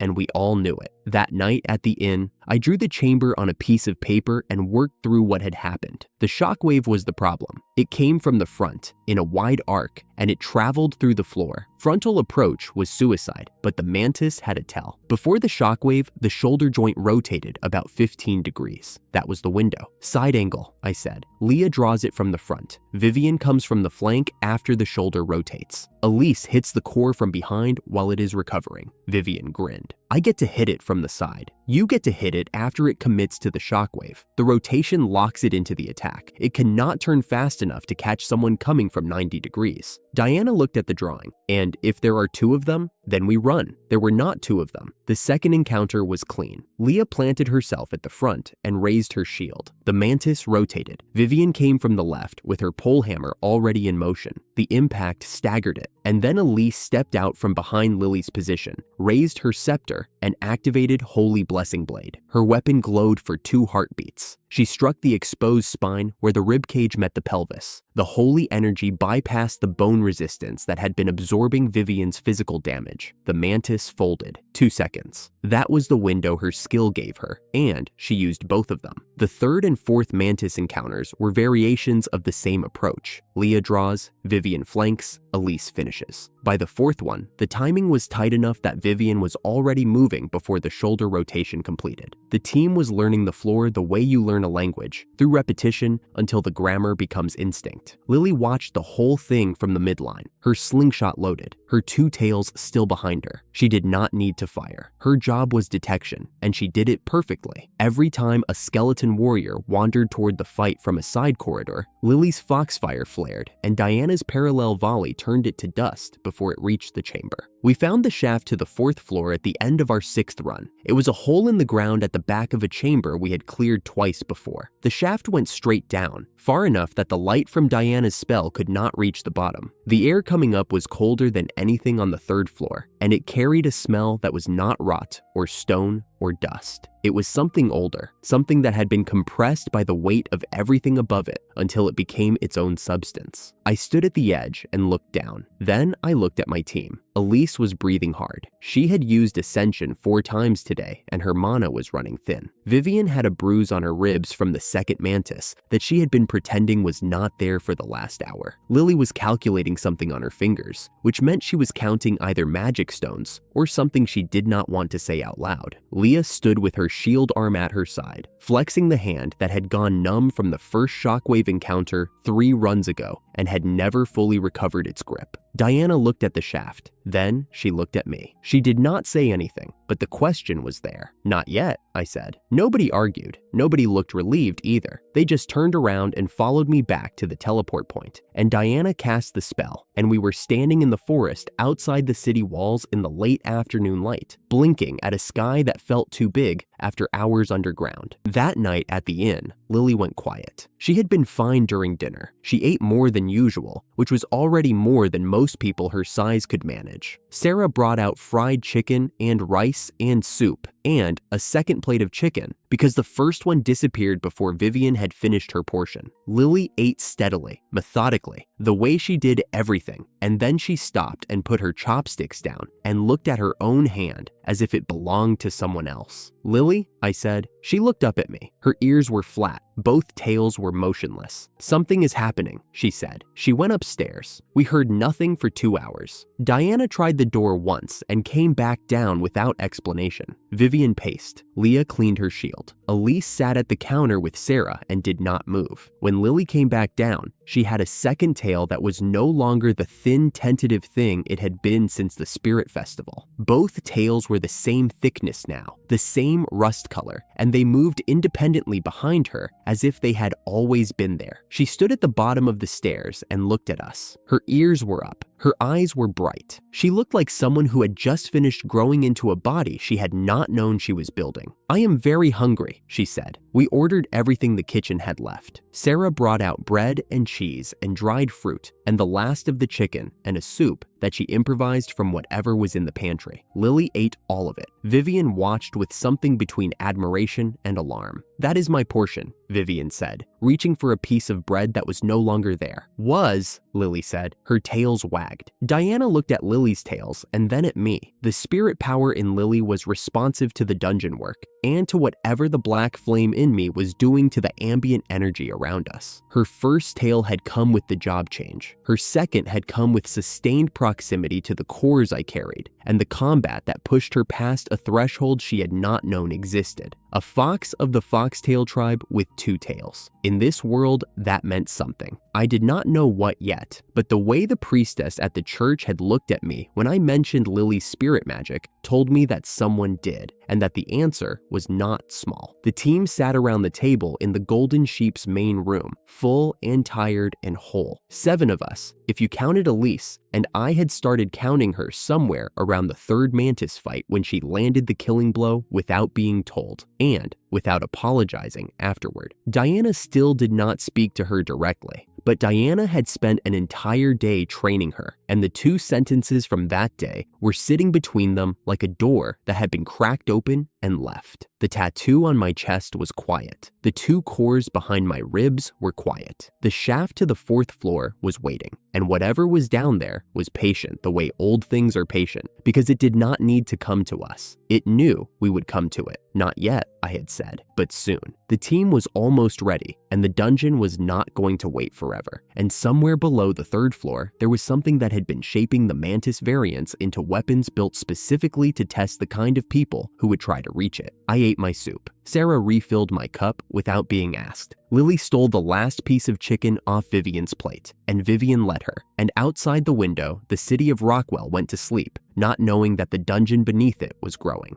The 4th floor opened with the familiar smell of wet stone and old bone. We dropped through the shaft one at a time, Leah going first with her shield up, Vivian right behind. By the time I landed, 5 skeleton warriors were already closing rank at the bottom, one of them holding a bow. Lily called it from the back. "Archer, it can make its own arrows." We had done this enough times that the formation ran itself. Elise hit the group with Ascension, and 3 of them locked up, joints fused in place by the holy light. Lily sniped the archer with her slingshot before it could draw. Leah drew the 2 that kept moving, shield braced low, feet planted. Vivian came in from the side with the polehammer and broke them apart before they finished turning. 6 seconds. Clean. Nobody congratulated anyone. We just moved. The 4th floor was wider than the 3rd. More branches. More ambush angles. I kept the formation tight and walked point with the night vision doing most of the work. When the zombies came at us from a side corridor, Diana put them down with a double volley before I had to raise my hand. We found Mary and Anne 20 minutes in. They were backed into a dead end with a ghost swarm pressing them flat. Mary had her sword up, but she was shaking. Anne was behind her with a hatchet, face white, not blinking. "Down," I said. They dropped. Diana's parallel volley punched through the swarm. Elise's Ascension caught the stragglers. It was over in a breath. Mary sat on the floor with her knees up. Her voice came out very small. "We lost our team. There was a ghoul deeper in. We found it where their party had died." Leah held its attention. Vivian flanked. Elise burned it with Holy Blessing Blade from the back. It fell hard. Elise prayed over the remains without being asked. I watched her do it and thought about how she had come a long way from the girl who could not look Diana in the eye. I told Mary and Anne to visit the Golden Sheep if they needed work, not charity, a direction. Diana teleported them back to the surface, and we pushed deeper. The 5th floor was empty. That was the first wrong thing.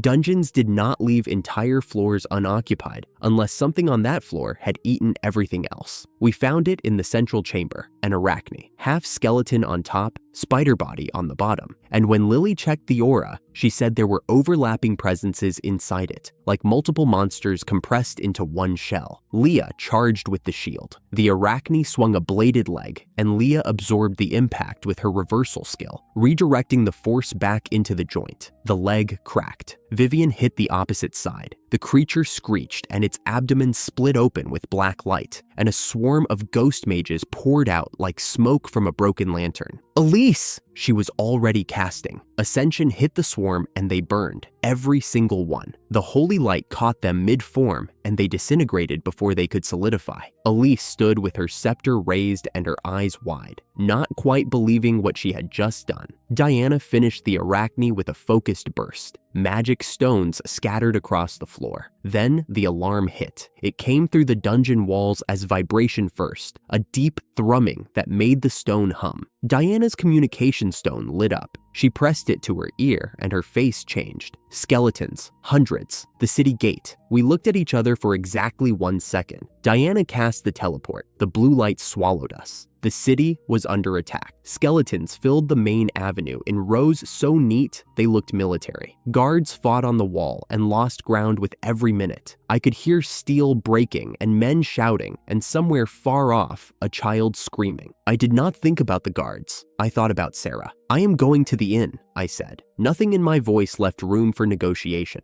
Diana looked at me, then at the wall where hundreds of skeletons pressed against the gate. She could have argued. She did not. "I will clear the perimeter. Go." I jumped the wall. My body moved on its own. The streets between the gate and the Golden Sheep were full of bone and broken doors. I killed what was in my way and did not slow down. Black flame on my right arm, 5 skeletons, ash. Another 4 at the next corner, ash. The inn door was broken in. 5 skeleton warriors stood in the common room, weapons drawn, heads turning toward the sound of me landing on the threshold. 3 seconds. I found the basement by instinct. Something in my arm pulled me there, a warmth that pointed downward like a compass needle. The hatch was shut from inside. I opened it. Sarah was sitting against the far wall with the innkeeper's grandmother beside her, both of them wrapped in blankets. She looked up at the sound of the hatch. Her hands were shaking. "You came," she said, not a question, a fact she was confirming for herself. I crouched in front of her. My hands were still hot from the flame. I did not touch her. "You are safe." Her jaw set. She wiped her eyes once, hard, and pointed upward. "Go help the town. I am fine." She was not fine, but she was right. I went. Diana had done what Diana does. I came back to the gate and found silence. The street was empty, not retreated, not scattered. Empty. The bones were gone. Every skeleton she had killed had simply vanished. No remains, no magic stones, no residue.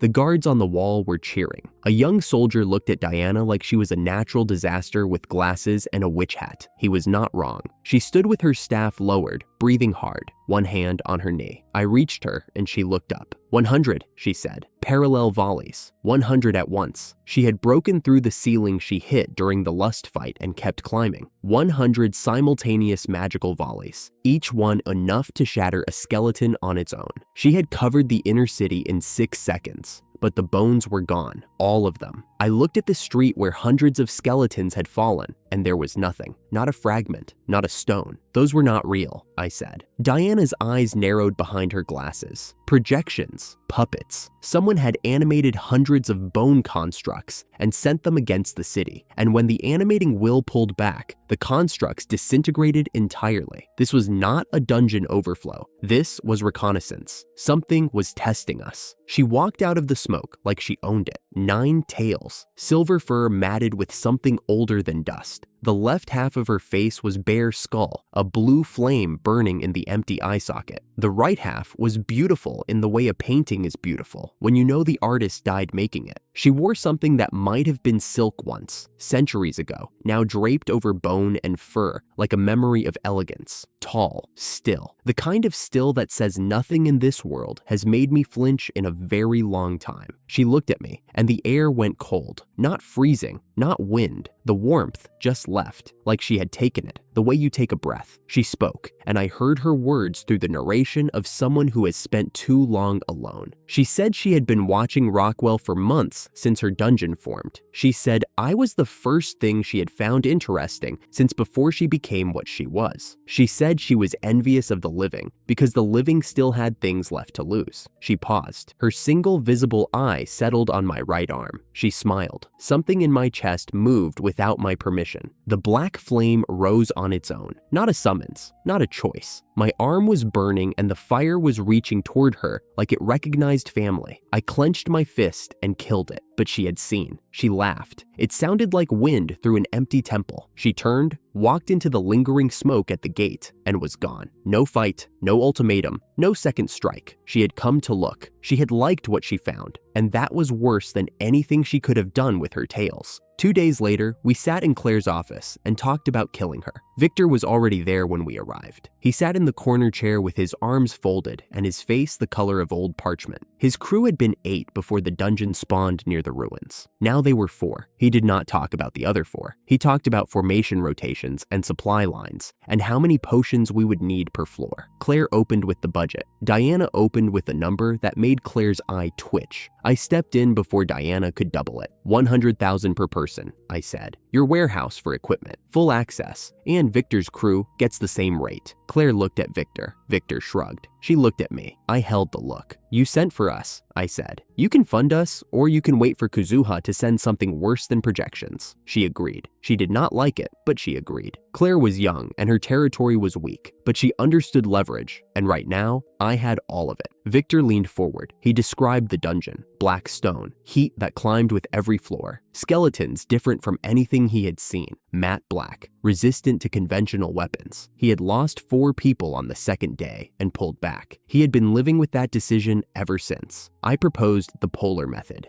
Base camp at the entrance, forward camps deeper as we cleared floors. Never push without a retreat route locked down. Victor added a shield rotation. His crew would take the front, rotate shields every 4 encounters, pull back when fatigue hit. Practical, clean. The kind of plan a man makes when he has already decided what the plan will cost him. I saw it in the way he laid out every contingency, every scenario accounted for, except the one where Victor came back. I did not say what I had seen. He had not asked to be stopped. Leah found the gauntlet on the 3rd rack. We had come to the warehouse for expedition equipment. I was appraising everything with a detection skill, flagging the pieces that had enchantments worth taking. Most of it was standard issue. A shield with physical resistance, leg armor with an agility boost. Nothing special, but the gauntlets on the 3rd rack had a strength enchantment, and they were my size. I picked one up, tested the grip, and set it back down. Leah reached for it. The moment her bare hand touched the metal, something flared. Not light, heat. A residue of black flame still active in the gauntlet's weave responded to her night class attunement and passed through her skin like water through cloth. She gasped and dropped the gauntlet. Her hand came away shaking. She stared at it. I felt something, she said. Her voice was the careful kind of calm that people use when they are trying not to scream. I looked at her hand, nothing visible, but my arm recognized what had happened. It knew, the way a fire knows another fire. Let us get you back to the inn, I said. The next morning, Leah came downstairs different. I could not have told you what had changed by looking at her. Same short blonde hair, same sharp eyes, same straight posture, but something underneath the surface had shifted, like a compass needle finding a new north. The air around her felt heavier, not threatening, heavier, like standing next to someone who was carrying something invisible and enormous. Victor was at the breakfast table. He looked up when she entered, looked at her for a long time, and set his cup down. Dark night, he said, flat, matter of fact. The way you name a storm after it has already arrived. Have not seen one in 50 years. Used to hear about them. Always the same story. A night exposed to something beyond the night ceiling, and the class rewrites itself. Leah sat down across from me. She did not touch the food. Her hands were flat on the table, palms down, like she was testing whether the wood was still real. Am I still me? She asked. The question was aimed at the table, at the room, at anyone who would answer honestly. Vivian answered first. She did not look up from her plate. You hit harder now, she said, around a mouthful of bread. And last night, when you came back, you checked if Mary and Anne had enough blankets before you checked if any of us had enough blankets. Leah blinked. Same person, Vivian said. She took another bite. I watched Leah's shoulders drop half an inch. Not resolved, not healed. But the question had been met with something solid, and that was enough for today. Victor nodded once. He was already calculating what a dark night meant for the shield rotation. She would resist undead energy better than anyone else in the expedition. The gauntlet had given her her something the dungeon was going to need. Lily found me at the counter after the others had gone to prepare. She sat down next to me with her tails curled around the stool legs. She did not speak right away. She held a piece of paper in both hands and turned it over twice before she set it on the counter between us. It was a church assignment notice, Ryan's name, a survey of an undead ruin in the foothills north of Rockwell. The assignment had been logged months ago, before Kuzuha's dungeon formed. Nobody had updated it. Nobody had noticed the geographic overlap. Ryan was walking into Kuzuha's influence zone in 10 days. "Can we finish before then?" Lily asked. Her voice was steady. Her tails were not. One was wrapped tight around the stool leg. The other was twitching. I looked at the paper. I looked at her. I did the math. 5 floors minimum, possibly more, with a team of 12 and casualties likely. "We will move fast," I said. It was not a promise. She knew that, but she nodded, folded the paper back into her pocket, and went to pack. Both tails were still now. She had decided to move rather than worry, which was the only decision that mattered. 10 days. A clock that belonged to someone else, ticking anyway. The expedition left at dawn. 10 carriages in a line. First 4 were box carriages for the fighters. The rest were covered wagons loaded with supplies, potions, and camping equipment. Mary and Anne had volunteered as baggage handlers. I let them come. They had earned a second chance at being useful. Victor's remaining crew rode in the second carriage. His man, Shank, was young.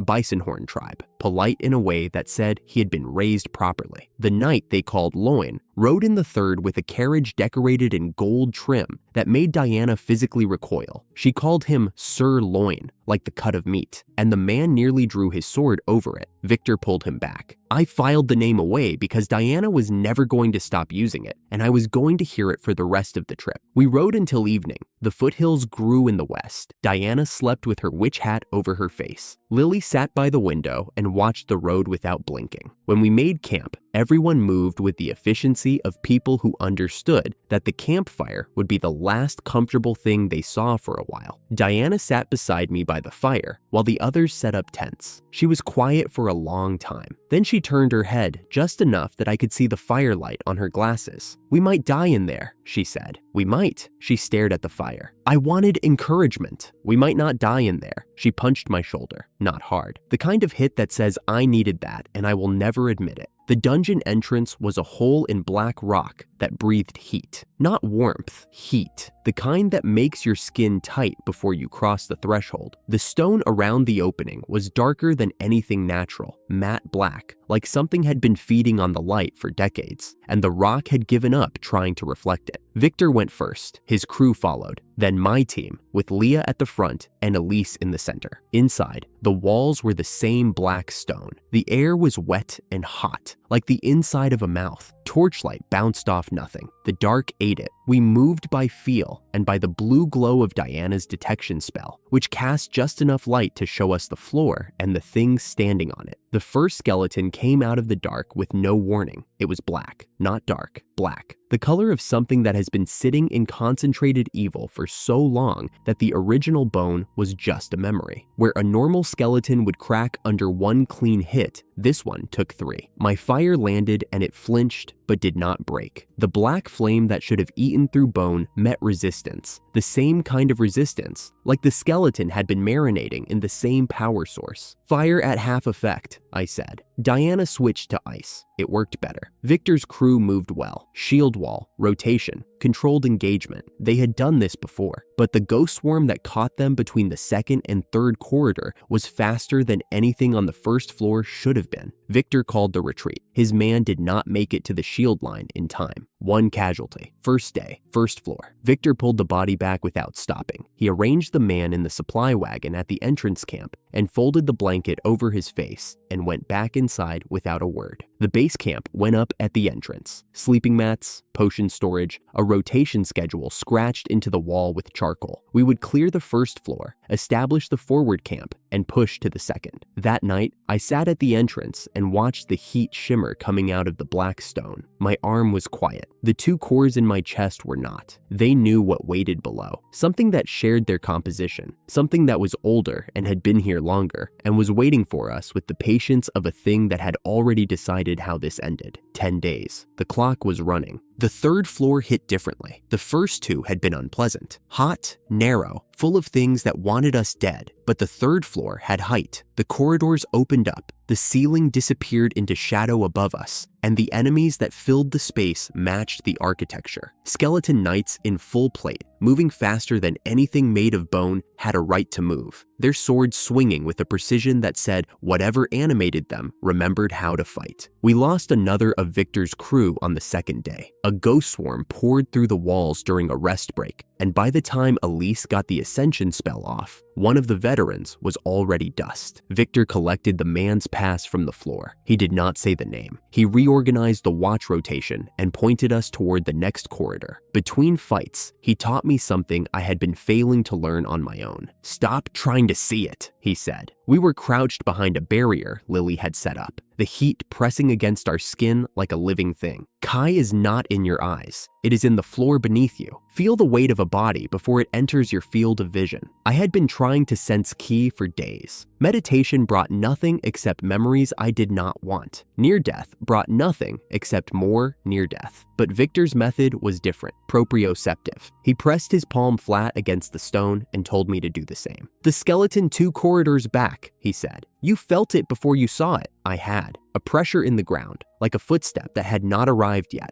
I had written it off as the dungeon settling. That was Kai. Your body already knows what it is. Your mind is the one refusing to listen. He said it the way he said everything. No drama, no ceremony. A fact delivered at the volume of a fact. The skeleton knight at the end of the third floor was not alone. When Victor's remaining crew engaged, 30 ghosts erupted from the stone floor and funneled into the knight's armor. It grew. The bones thickened, the jaw widened, and the sword in its hand doubled in length. A skeleton general. Victor shouted for the crew to fall back. One of them did not hear or did not listen. He charged with a wholly infused hammer strike that cracked against the general's chest plate and did nothing. The general's return swing was faster than something that large had any right to be. The veteran went down in 2 pieces. The expedition had started with 12. We were running out of room to lose people. Vivian and Leah closed the gap. Vivian's pole hammer hit the general's knee, and Leah caught the counterstrike on her shield, the impact driving her boots 3 inches into the stone floor. Diana switched to ice and fired 100 tracking bolts in a single burst, each one finding a joint in the armor and freezing it. The general slowed. Elise hit it with an ascension pulse that made the ghost energy inside scream. Lily's slingshot cracked the magic stone through a gap Diana's ice had made. The general dropped. Victor walked past the bones without looking down. The 4th floor was through a collapsed section of the chamber floor. We went through it the same way we had gone through everything else. Forward. The 4th floor was shorter than we expected. Tighter corridors, fewer enemies, as if the dungeon had compressed itself in anticipation of what came next. At the end of the 4th floor, the path terminated in a mirror. Not a wall, a mirror. Floor to ceiling, perfectly smooth, reflecting our battered faces back at us. Lily threw a stone at it. The stone passed through and did not come back. I looked at Diana. She looked at me. We went through first. The other side was not a dungeon. It was a garden,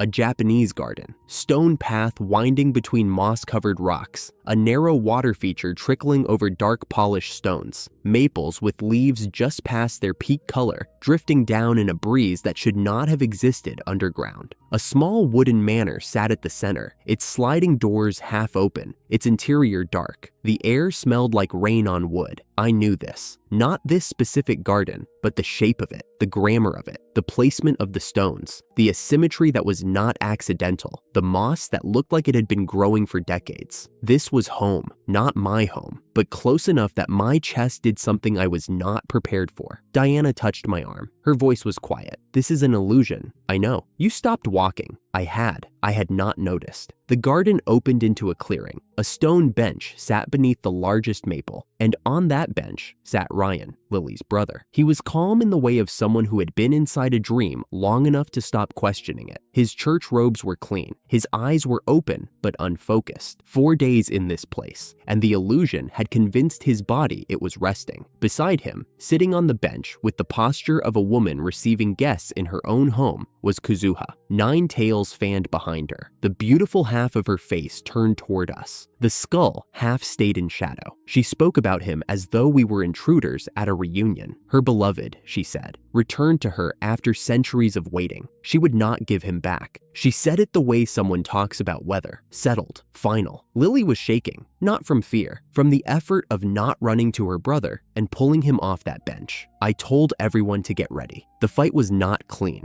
Diana opened with tracking bolts aimed at the base of each tail. The first salvo hit. The tails whipped sideways, cracking stone and splitting a maple down the center. Vivian closed from the left with her pole hammer and caught a tail on the downswing, the impact sending a shockwave through the garden that tore the moss off the stones. The tail crumpled. 7 left. Kazuha screamed. The sound had nothing human in it. She threw fire from her remaining tails. Leah caught the first wave on her shield, and the impact reversal skill sent it back, scorching Kazuha's left side. Lily bound 2 tails with a rope attached to an explosive charge. The detonation took them both. 5 left, then 4. Elise's ascension spell locked one in place long enough for Vivian to shatter it with an overhead strike that buried her pole hammer a foot into the ground. 3, 2, 1. 8 of 9 tails gone, and the garden was in ruins around us. Then Kazuha transformed. The illusion of the woman fell away like paper in rain. What stood in its place was a glass fox, angular, enormous. Its body was made of fragments that moved independently, rearranging, growing, a shape that kept changing because the thing inside it had stopped trying to pretend it was anything other than hunger. I charged. The black flame poured into my gauntlet until the metal screamed. I put everything into the strike. The gauntlet connected with Kazuha's remaining form, and the overload blew the weapon apart. The shockwave drove my right arm back into the stone wall behind me so hard that the bones cracked and the metal fragments embedded in the rock. My arm was still attached, barely. The gauntlet was gone. My hand did not respond when I told it to close. Then the curse hit. Whatever the envy power did, it did not fight fair. The wound on my arm tried to heal and then reversed, opening wider than it had been. Elise tried a healing spell. The wound listened, started closing, then pulled itself apart again. Every attempt made it worse. I was bleeding out of an injury that could not be stopped because stopping was exactly what the curse would not allow. "It is a curse," Vivian said. She had seen enough fights to know. "Not a wound. It reverses healing." Diana was already wrapping a tourniquet. Her hands were steady, but her voice was not. "How do we break a curse?" Nobody answered. Then Ryan stood up. He walked between us and Kazuha. Lily's brother, the quiet cleric who had been sitting on that bench for 4 days inside an illusion, put his body between the glass fox and the team that had come to destroy it. "Please stop!" His voice was steady, not loud, not dramatic, just clear. He said she had been wandering for hundreds of years, that what she had wanted, the thing underneath all the centuries of ruin, had been real, even if everything she did after was wrong. He said she was done. Not a threat, just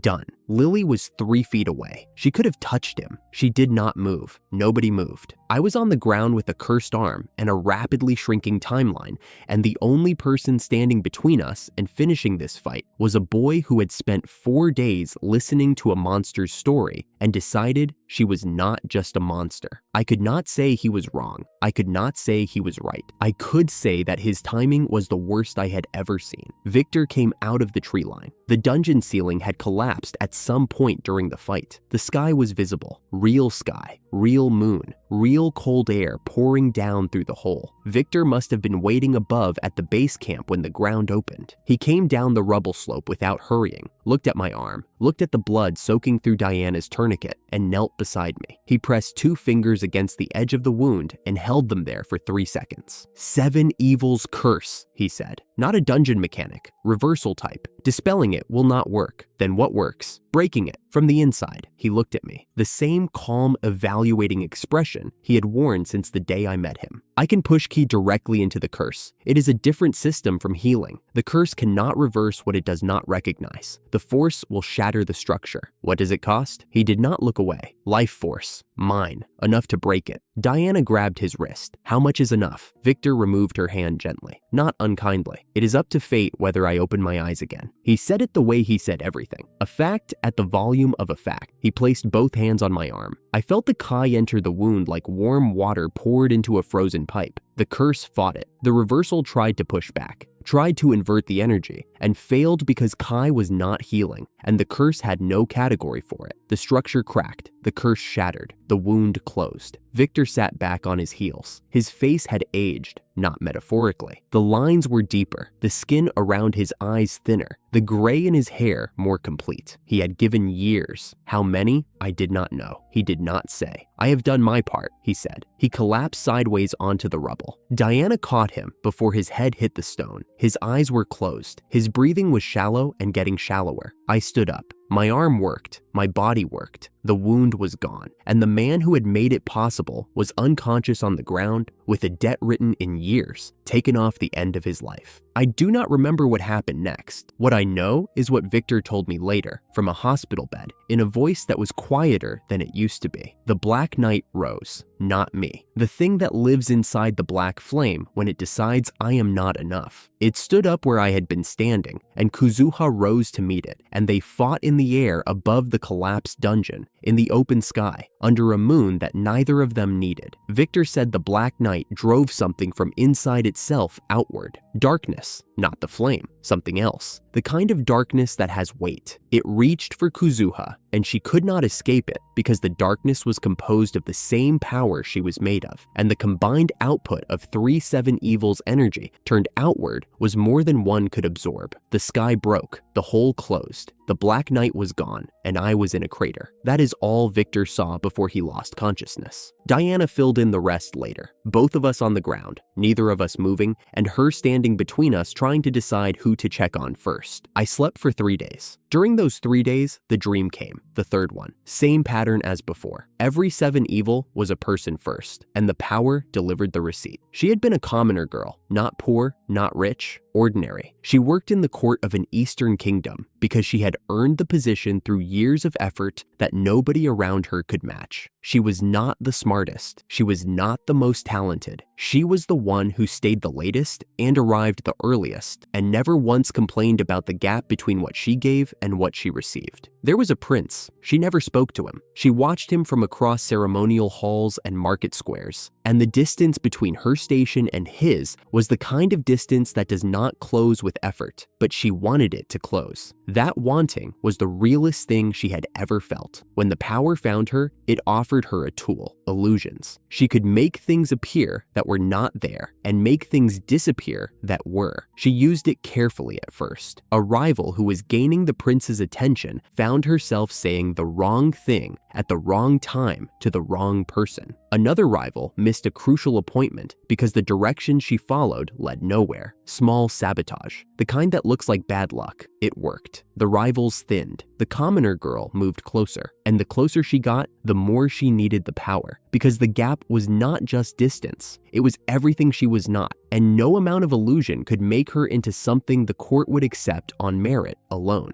She used the power until the power was all she had. The court turned against her. The prince never learned her name. She fled. She ran for years, then decades, then centuries, and somewhere in those centuries, the girl who had wanted something real became the thing that could not stop wanting. I woke up and I could still feel the shape of her loneliness in my chest. Not forgiveness, understanding. The kind of understanding that does not excuse anything but cannot pretend the wound was not real. I told the audience the truth. I could sort of understand how she felt. Not the centuries of ruin, not the kidnapping and the killing, but the original wound. The wanting something that the world had decided was not for you, and the emptiness that comes after you stop being able to pretend you do not want it. That part I understood better than I wanted to. I woke up in Claire's mansion, sunlight through curtains. A bed I did not remember getting into. My gauntlet was gone. The ring Diana had given me was gone. Both destroyed in the final strike. But something else was there. Kai moved through my body the way blood moves through veins, freely, without resistance. Victor's transfer had followed the same pathway Ki naturally travels, and clearing it for the curse had also cleared the blockage that had been in place since the Skeleton Lord dungeon. I could feel the floor through the bed. I could feel Diana's weight in the chair beside me without looking. She was asleep in the chair. Her hat was off. Her glasses were crooked on her face. She had been there long enough to fall asleep sitting up. I did not wake her. When she did wake, she did it the way she does everything, all at once, sharp. annoyed at the world before her eyes were fully open. 3 days, she pushed her glasses up. You slept for 3 days. How is Victor? Her expression shifted. Something she had been holding in place since I went down. Hospitalized. Breathing. The doctors say it is up to him now. She paused. He knew what it would cost before he did it. I know. He is not the type to regret it. I know that too. She told me the rest. Diana had leveled up during the fight. Leah had leveled up. Elise had held the ascension field long enough for the evacuation. Ryan's memory of Kuzuha was intact, but the mercenary loin had lost all memory of the encounter. The 10 adventurers who had deserted on the 3rd floor were all dead. The dungeon's collapse had taken them. Victor's remaining crew had carried him to the base camp. Diana had carried me. We went to see Claire. The negotiation was simple. Victor's medical costs. All of them. For as long as it took. Claire protested because protesting was what Claire did when money left her accounts. But the calculation was straightforward. Victor had broken the curse that kept me alive, and I was the reason her dungeon problem was solved. The debt flowed downhill. Leah stood beside the desk and announced her new level. She said it the way a soldier delivers a field report. Then she asked very formally whether her housing arrangement at Claire's property would continue. Claire looked at her for a long moment. Then she agreed. Free rent, same terms. Leah nodded once, satisfied, and did not smile until she was out of the room. We walked through the recovering city to the Golden Sheep. The streets still showed damage from the skeleton attack. Shutters broken. A wall caved in on the east side, but the people were out, and the market was open, and the inn was standing. Sarah was behind the counter. She put a glass of lemon water in front of me before I sat down. Welcome back. How was it? She asked. I looked at the water, at the bar, at the small inn that was still here because the dungeon was not. I want to rest for a while, I said. She nodded. I see. That was all either of us needed. The first visit, Victor was asleep. The ward was clean and still, the kind of still that makes you lower your voice even when there is nobody to wake up. A narrow bed against the stone wall, a thin blanket pulled to his chest, a single window letting in gray afternoon light that fell across the floor in a long, pale stripe. I stood in the doorway for a few minutes, looked at the rise and fall of his breathing, and left. The second visit, someone had moved a chair beside his bed. The nurse said he stirred sometimes, opened his eyes, looked around, closed them again. That was all. I sat in the chair for half an hour, listening to the quiet, then stood up and left again. The third visit, his eyes were open. He looked 10 years older than the man who had walked into the Fox dungeon. His skin was sallow and loose along his jaw,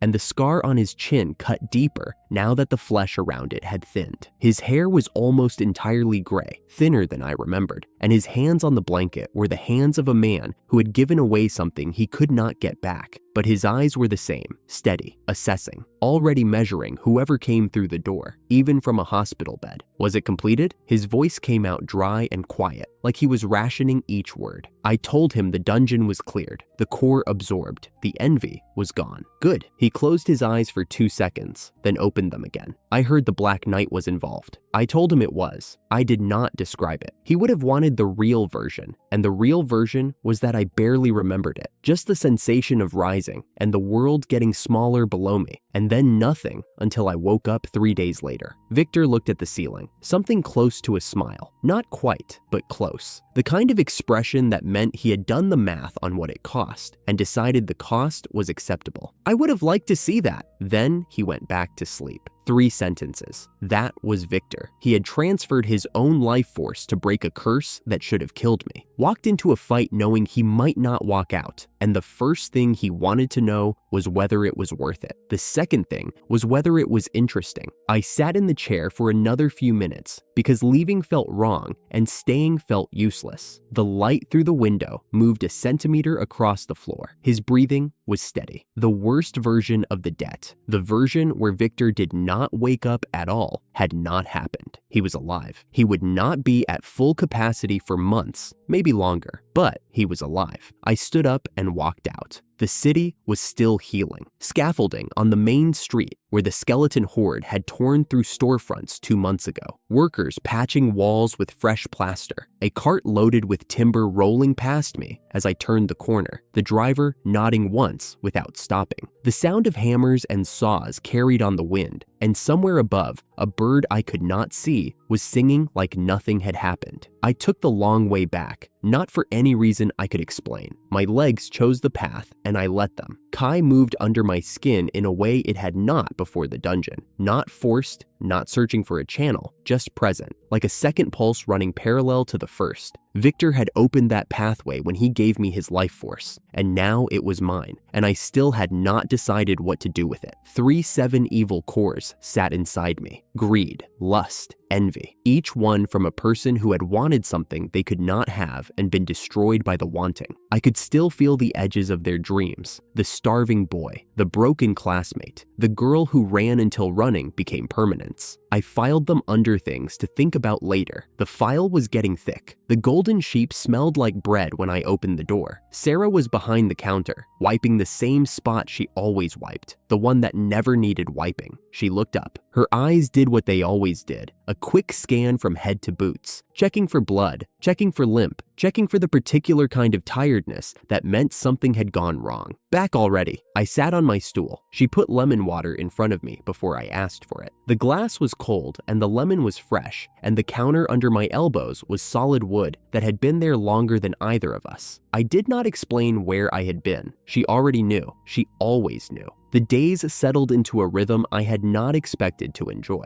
Mornings at the Golden Sheep with the team eating breakfast together. Sarah bringing out plates without asking what anyone wanted because she had already memorized the pattern. Diana got tea. Vivian got extra bread. Lily got whatever was lightest. Elise got whatever Diana got because she was still trying to rebuild that bridge one meal at a time. Mary and Anne helped with dishes because their adventurer earnings had gone to debt repayment, and working the inn was how they paid for lodging. They were good at it. Anne moved through the kitchen like she had been doing it for years. Mary broke one plate on the second day and spent 20 minutes apologizing until Sarah told her the plate cost less than the apology. It was the kind of quiet I had forgotten existed, the kind where nothing is trying to kill you and no one is asking you to plan a way through a dungeon that might not have a way out. I did not trust it entirely, but I sat in it anyway. Sarah had more daytime customers now. The damage to the main street had pushed people to side street establishments, and the Golden Sheep had picked up the overflow. Traders who used to eat at the Silver Hammer came through the door looking slightly lost and left looking slightly less lost. Sarah did not say she was grateful. She just brought out a second pot of lemon water in the afternoon without being asked and kept the counter cleaner than it had ever been. I replaced my equipment during this stretch. The old gauntlets had shattered against the glass fox, and Diana's ring had broken in the same fight. I went to the trading company and came back with magic-enhancing gauntlets that cost 10 times what my old pair had. Heavier, but the response was cleaner. The magic channeling so smooth, it felt like pouring water downhill. An adamantite alloy chainmail that sat under the coat without bulking the silhouette. A magic enhancement ring for myself, and a custom physical resistance ring, no gemstone, because gemstones shattered in combat, and I was tired of replacing them. I gave Diana the resistance ring. She held it up to the light, turned it once, and looked at me. This is not a romantic gesture. Her voice was flat. It is a physical resistance ring that I do not need because I already have one, I said. It will keep you from dying as fast. She called me an idiot, put it on, and wore it every day after that. Elise saw the ring and opened her mouth to comment. Diana's expression closed the comment before it reached air. That was the end of that conversation.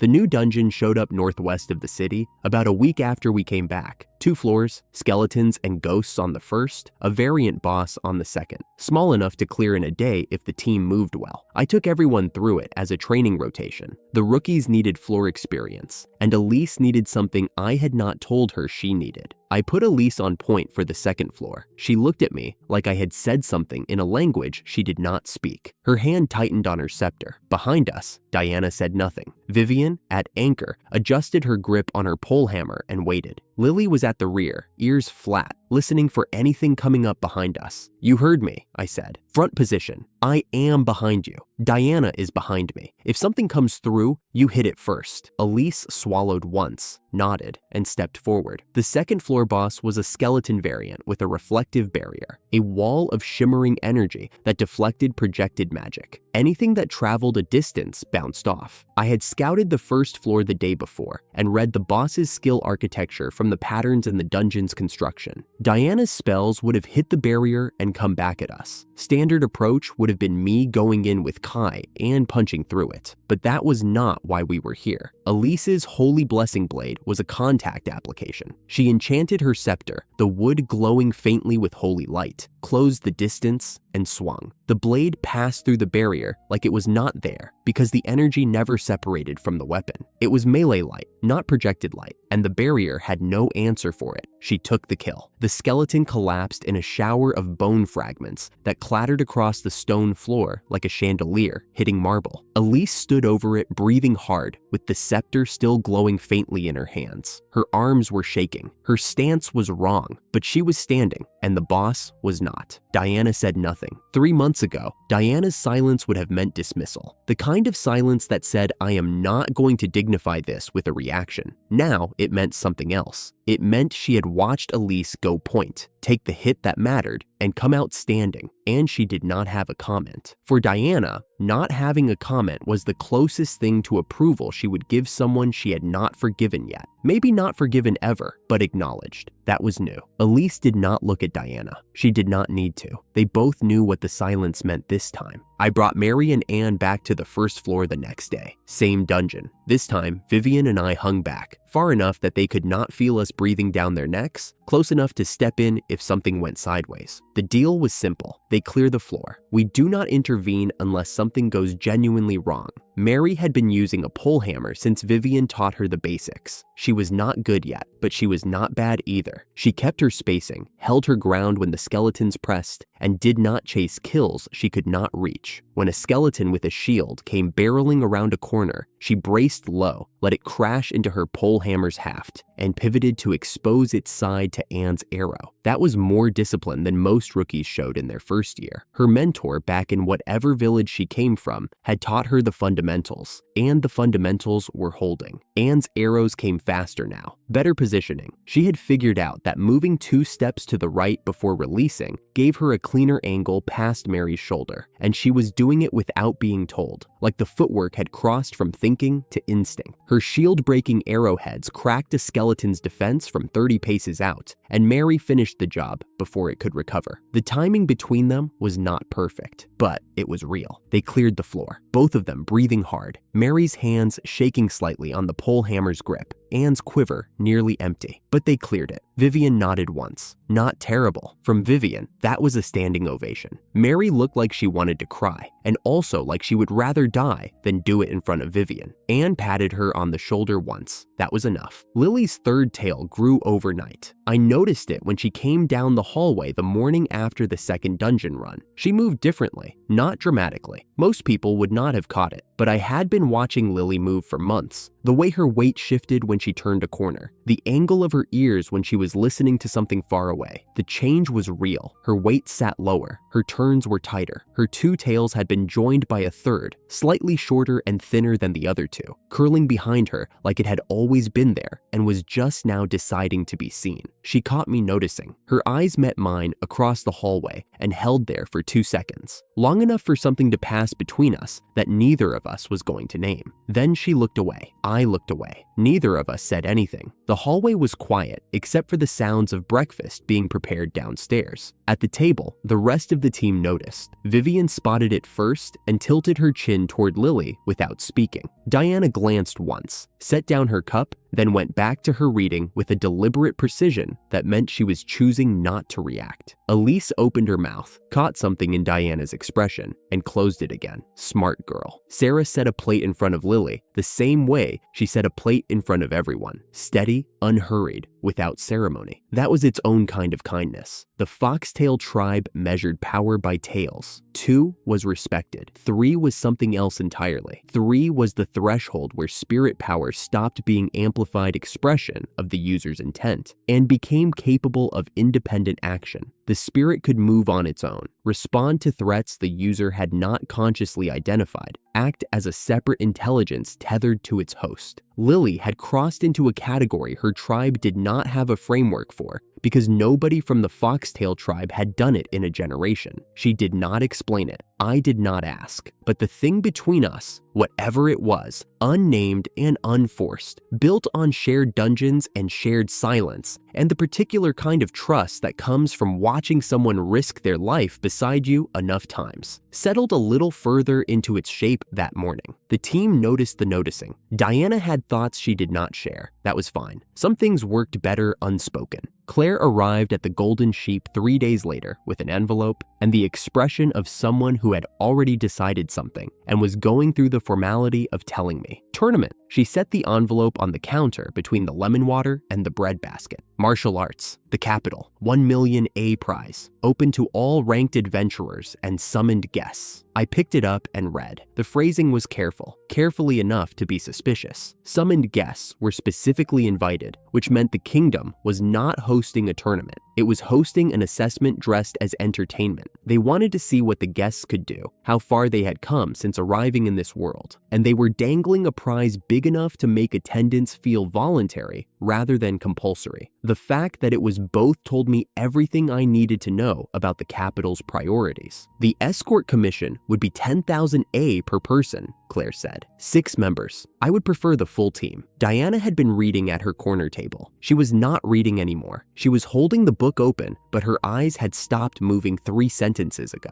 I could see the stillness spreading through her posture, the kind of stillness that came before something fast. Who is on the expected participants list? Claire produced a second sheet. Intelligence gathered by Raymond passed through her networks. I scanned it. Halfway down the page, a name I had been waiting to see, Marcus, participating with a reduced team. His old companion had left the group. He was entering with fewer people, and according to the reports, he had been taking dangerous solo dungeon runs to accelerate his leveling. The recklessness was accelerating. I set the paper down. We take the escort commission. We go to the capital. We do not participate. No, that was Diana. She had closed the book. She was standing up. The ring on her finger caught the lantern light. We are going. Her voice was flat and clear, not angry, not asking, stating, Marcus is going to be there. I have been building toward this since the day he left me in that dungeon. I am not missing this. I looked at her. She looked at me. This was different. In every operational decision since the beginning,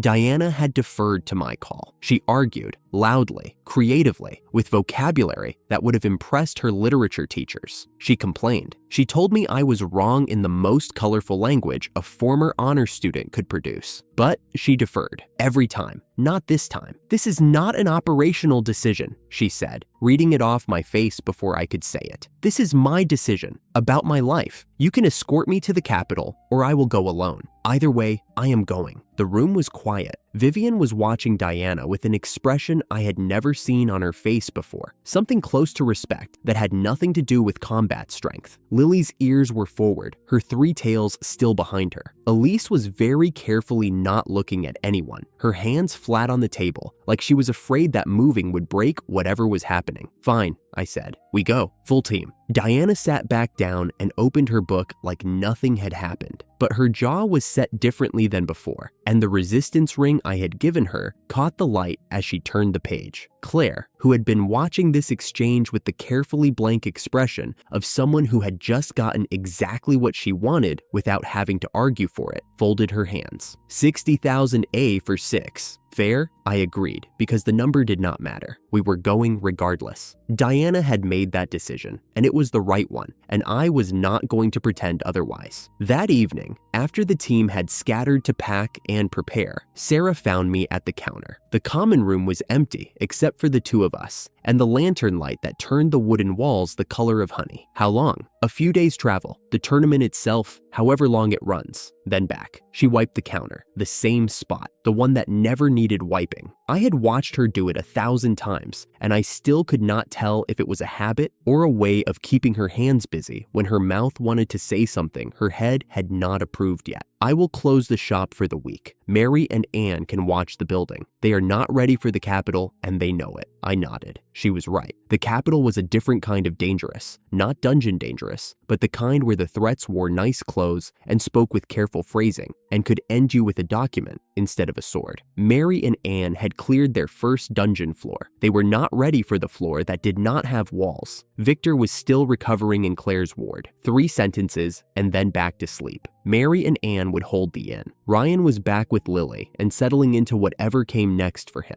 The threads were as tied as they were going to get. Sarah reached under the counter and set something on the bar between us. A spare coat, heavier than my current one, lined with something that looked like wool but felt denser. The kind of lining that kept body heat in even when the wind was trying to steal it. "For the road," she said. "The capital gets cold at night." She did not say anything else. She did not say, "Be careful." She did not say, "Come back." She did not need to. The coat said it. The way she set it on the counter, not tossed, not handed, just placed, precisely between the lemon water stain and the edge of the wood, said it. I took the coat and folded it over my arm. "I will be back." "I know," she said, and went back to wiping the counter. The team departed the next morning. Diana, Lily, Vivian, Leah, Elise, Claire, and me. 7 people in a carriage that Claire had arranged, the kind with padded seats and curtains that nobody pulled closed because the morning air was too clean to shut out. 2 days to the capital. The road north was clear and the weather was cooperating, which in my experience meant something was about to stop cooperating. Diana sat across from me in the carriage. She had not mentioned the conversation from the inn again. She did not need to.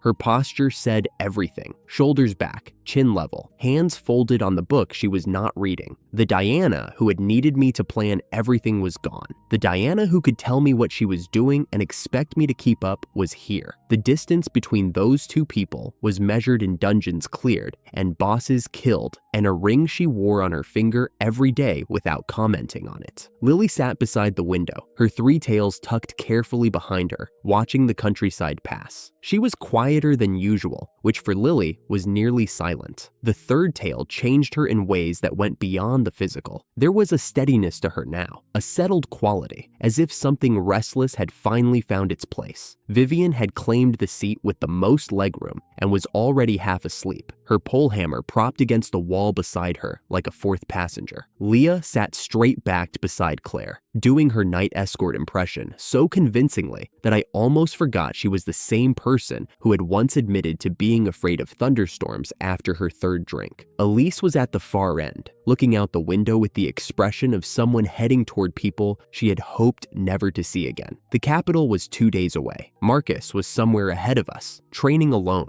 burning through dungeons to close a gap he could feel widening. I did not know what he had become in the months since we last crossed paths. I did not know what he was trying to prove, or to whom, or whether his recklessness had made him stronger, or just more dangerous. What I knew was that his old companion had left, the one person who had stayed when others walked away, and that meant something had broken in the structure that held his group together. But Diana knew what she was. She had spent the entire arc becoming undeniable, leveling to 80, sustaining combat mage output through a fight with a 7 evil, carrying me out of a crater when I could not carry myself. The tournament was where the world would see it, where Marcus would see it. The carriage wheels turned. The road stretched north, flat and open, bordered by fields that had not been burned and trees that still had their leaves. Behind us, the golden sheep grew small and then disappeared behind a hill. Sarah's coat was folded on the seat beside me, heavier than it looked. Ahead, the capital waited with its tournament and its assessments, and its careful phrasing. The invitation had not mentioned anything about fog.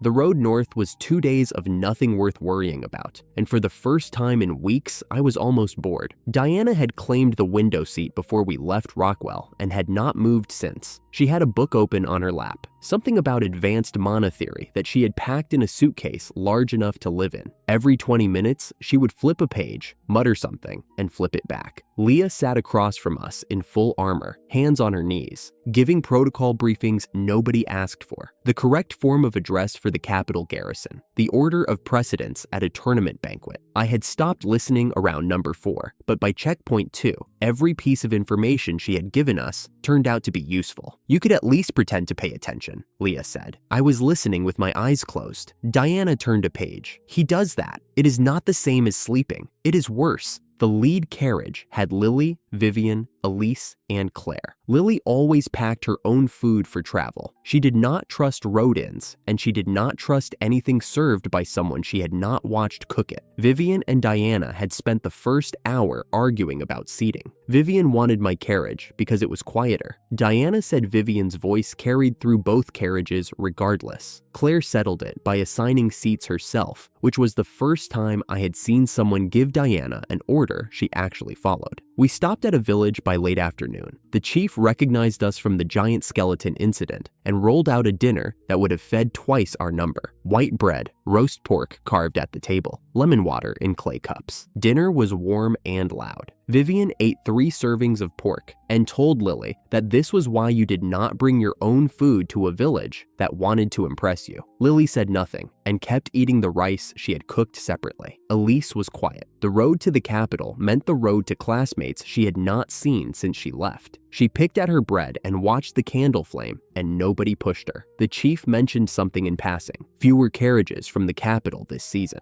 He supplied the route and maintained the way station. Fewer carriages meant fewer supply orders. The economic signal had reached him before anyone official had noticed. I looked at Diana. She had heard it too. She set down her cup and did not comment, which was her way of saying she had filed the same thing I had. We also received word through Claire's network. Marcus had completed a solo dungeon near the capital, a training dungeon the knights used. Nothing lethal, but the fact that he was running it alone said something. His old companion had left the group. He had entered the tournament with a smaller team and an intensity I read as escalating. Marcus, with less around him, was Marcus with less to lose. The fog arrived on the second morning without warning. It was dense, cold, and the wrong color for the hour. Morning fog lifts. This fog settled. It moved in a direction inconsistent with the wind, and it did not thin at the edges. I told the lead driver to stop. I stepped outside. The fog did not react to my presence. It did not swirl the way natural mist does. It sat there, heavy, patient. No monster presence on my senses. But 3 absorbed cores had taught me what a 7 Evils power architecture felt like from inside. And the temperature of this fog was wrong in a way I could not yet articulate. Lily appeared beside the carriage. Her ears were flat. The ground is different, under the road,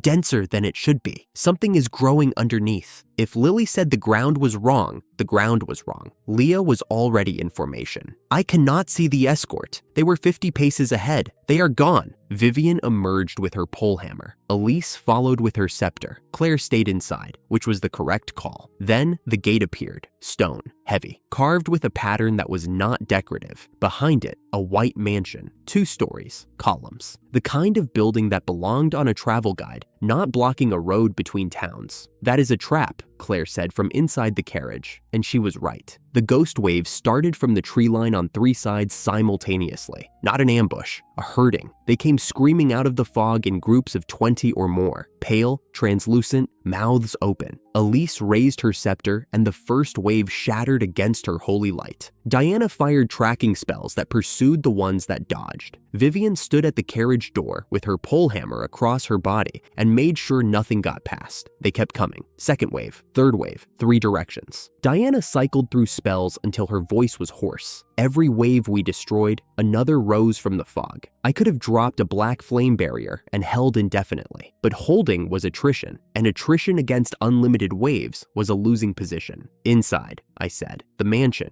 on our terms. That is exactly what it wants, Diana said. I know, but fighting until we are too exhausted to fight the thing behind them is worse. She held my gaze for 3 seconds, then she nodded. We moved the carriages through the gate. Lily brought up the rear, her tails rigid, reading the ground every step. The moment the last carriage cleared the threshold, the gate closed behind us with a sound like a stone coffin lid settling into place. The mansion was ornate and wrong. It was beautiful in the way of something built to hold people. Every room was furnished. Every surface was clean. Study, game room, dining room with a table already set. Upstairs, bedrooms with fresh linens. A hot spring with the faint smell of sulfur. We cleared every room as a group. Splitting up was how people stopped existing. Lily kept her ears flat the entire sweep. She said the building had a pulse. not a heartbeat, a pulse, like something breathing very slowly underneath the floor. Claire pointed out there were no servant quarters. A building this large should have had staff. There was nothing, just a house that was perfect and empty and waiting. A door appeared on the wall where there had been no door before, staircase to the basement. We explored it too.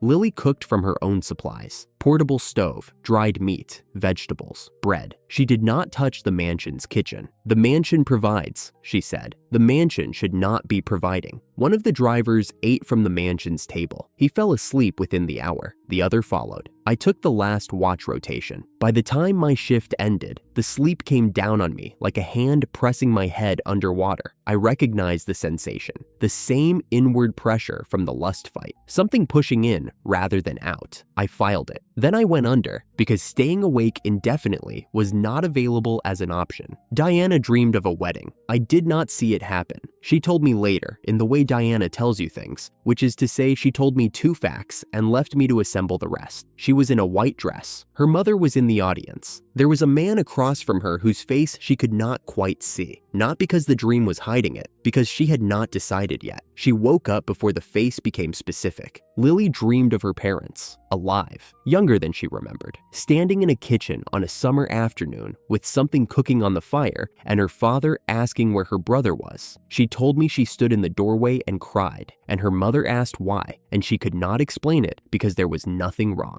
Everything was exactly how it should have been. That was what made it unbearable. She woke up more quietly than the others, like someone who had received something rather than lost it. I dreamed of my brother. Not the version of the dream I would have scripted. Not the confrontation. Not the shouting match I had rehearsed in 1,000 insomniac nights over 8 years. The one where I said every unsaid thing and he had nothing to say back, and I left with the satisfaction of a debt finally articulated. The dream gave me his phone number. That was it. A phone. A number on a piece of paper. My old apartment, the one with the water stain on the ceiling, and the heater that only worked if you hit it twice. Night. Lamplight. The kind of quiet that only happens in a place where nobody is coming home. I picked up the phone. I dialed the number. It rang 3 times. He picked up. I do not know what I expected him to sound like, but he sounded like my brother, older, tired, the voice of someone who had also not slept well for a long time, but for reasons he would never volunteer. I said the thing I had spent 8 years not saying, not the angry version, not the version I had practiced, the real one, which was quieter than I thought it would be, and did not contain a single accusation. It was just a question,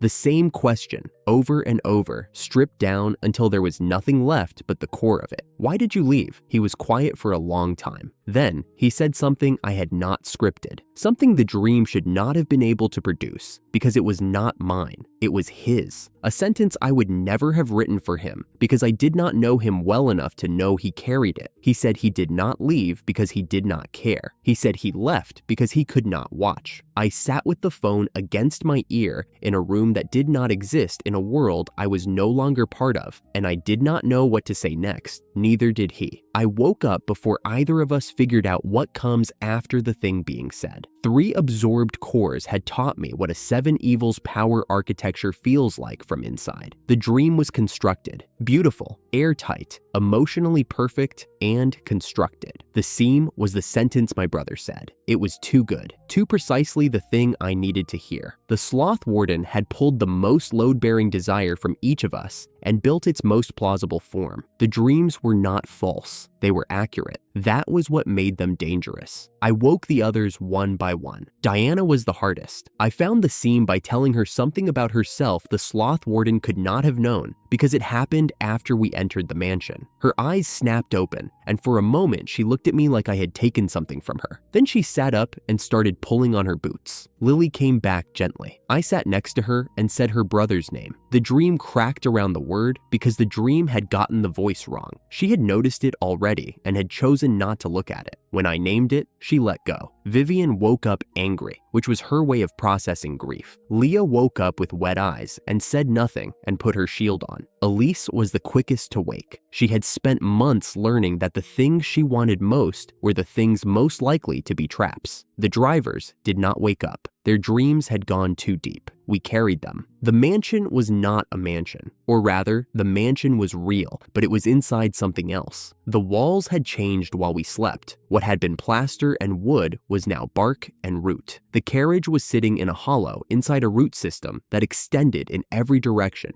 pressing inward, alive. Lily pressed her palm to the nearest root wall and closed her eyes. Root class, she said. Ancient. The whole structure is one organism. The mansion, the fog, the gate, the ground under the road. It has been here a long time. I lit the black flame and pressed it against the root. The wood resisted, darkened, then finally gave way. Not immune, but not easy. We burn out, I said. Diana nodded. She began charging an ice spell, not fire, ice. The roots regenerated when burned, she reasoned. Frozen roots shattered and could not grow back fast enough to close the gap. She was right. Her first ice explosion cracked a path through the root system wide enough for the carriages. We moved fast. The roots closed behind us, but slower than they would have if she had used fire. We surfaced through the mansion's foundation into open forest, and there it was. The tree was enormous, darker than the forest around it, branches covering the sky in every direction. At its base, a hollow large enough to walk into. Something was moving inside. Diana hit the root system with ice. Branches that had been regenerating in seconds shattered and stayed shattered. The tree screamed, not a sound from the trunk, a vibration through the ground, through the fog itself. Vivian stood at the front and broke everything that came within range. Leah planted her shield. Elise cast holy light to slow the root growth. Diana cast a second ice explosion into the hollow. The ground shook. Two red lights appeared in the dark. A snail, black, enormous, dripping acid that melted the ground where it fell. A black aura covered its body. The same energy signature I had felt 3 times before. 7 evil. Diana hit it with ice. The spell reached the aura and died. Magic alone was not going to end this. The snail stopped moving. Its head turned toward the lead carriage, toward Claire, toward the drivers. Victor had taught me what the soft point of a root-anchored creature looks like from above. The hollow was structural. The snail kept its consciousness centralized. One strike, from altitude, through the center. I said the word. The black flame consumed me from the inside out, and the Black Knight stood where I had been. I went up. The Black Knight does not jump, it launches. The ground cracked where I had been standing, and I was above the canopy before the branches could close. They tried. Every branch in range reached for the black armor and burned on contact. From above, the structure was visible. The tree was the defense. The snail was the core. The root system was the delivery mechanism. Everything else was set dressing for a digestive tract that had been feeding for longer than anyone in the nearby villages had been alive. The snail had pulled back into the hollow, hiding inside its own architecture, but the ice had shattered the canopy above it, and for the first time, there was a clear line from the sky to the center of mass. I came down. Rings of dark energy formed between me and the target, stacking, accelerating. By the time I reached the snail, the strike carried enough force to crack the trunk behind it. The snail broke. The tree broke. The fourth core entered me while I was still falling through the wreckage. I hit the ground and the world went dark. I woke up at the Golden Sheep. Sarah was at the counter when I came downstairs. She did not ask where I had been. She already had soup ready. She knew what was needed before it was stated, and that was the definition of home. Diana was sitting at the corner table with a cup of something warm. She looked up when I appeared and did not smile, and did not frown, and just looked at me the way she does when she has something to say and has decided to say it simply. "You have been unconscious for 2 days," she said. After the tree fell, the fog cleared. We were 3 kilometers from the road. Vivian and Leah carried you to a borrowed wagon. Lily kept your breathing steady with spirit magic the entire ride. Claire handled the officials. I sat down across from her. "The dream," I said. "The fourth one, the sloth origin." She waited. "It was different from the others. The greed king was a starving boy. The lust monster was a summoned person who broke. The envy fox was someone who wanted to be loved. They were all people first. The sloth warden was not. It was the accumulated want of everything that has ever stopped moving. The first one, not born from human pain, born from stasis itself." Diana considered this. "That is worse," she said. "Yes." She took a sip from her cup. "I did not ask her about the wedding dream. She did not ask me about the phone call. Some things sit between people, and neither one touches them. And that is the right way to carry what cannot be put down. Marcus won the tournament," I said. She already knew. "He won cleanly," Diana said. "Without us there. Without whatever rivalry he was expecting." I waited. Her fingers turned the cup in her hands. One rotation. 2. The tournament was not the point, she said. I looked at her. I know, I said. So do I, she said. Now, there it was. The thing that had been driving her since the dungeon, since Marcus left her behind, and she decided she would make him see what he had thrown away. It had carried her across every fight, every mile, every monster since. And now, sitting at a corner table at the Golden Sheep with soup getting cold, she let it go. Not because she had forgiven him, not because she had won, because the tournament was the shape she had been using for something that was not about Marcus. She had found the shape and seen that it was empty. She did not explain further. Diana never explains further. She looked at her cup, and I looked at mine, and the inn smelled like bread, and that was enough. Sarah brought soup. Not for me, for Diana. Then she brought a second bowl and set it in front of me without a word. Then she went back behind the counter and picked up the cloth she had been using to wipe the bar and continued wiping. And the quiet sound of it was the most normal thing I had heard in 2 days. My tattoo covered my chest and both shoulders now, 4 cores. The black flame was quieter than it had been since the first dungeon. Not weaker, quieter, like something that had been hungry for a long time and had finally eaten enough to be still. The undead king was still out there. The reason the summoned guests had been brought to this world. The thread that connected every 7 evil I had absorbed and pointed forward towards something I could not yet see the shape of. That thread had not resolved, and it was not going to resolve today, and that was fine. Marcus was in the capital with a tournament title and a smaller team and a question he had not answered yet. Victor was in Claire's medical ward, alive, speaking in 3-sentence increments, recovering at the pace of a man who had given years he did not have. Ryan was back in church service, closer to Lily's life now. Mary and Anne were watching the inn. The world had continued while I was unconscious, and it had done so competently and without my input. Diana finished her soup. She set the bowl down and stood up and said she was going to check on Elise and walked out without waiting for a response. I sat at the table. The bread smell was in the walls. The light through the window was the same light that had been there the first time Sarah let me through the door. Back when I was a boy who had just crawled out of a dungeon with a girl he had not chosen and a power he did not understand and no plan for what came next. I still did not have a plan. But the table was real. The soup was warm. Sarah was behind the counter. There were people in this city who would notice if I did not come back, and that was new, and I had not built it on purpose, and it was the best thing I had. I did not know what comes next, and that was not the same thing as having nothing.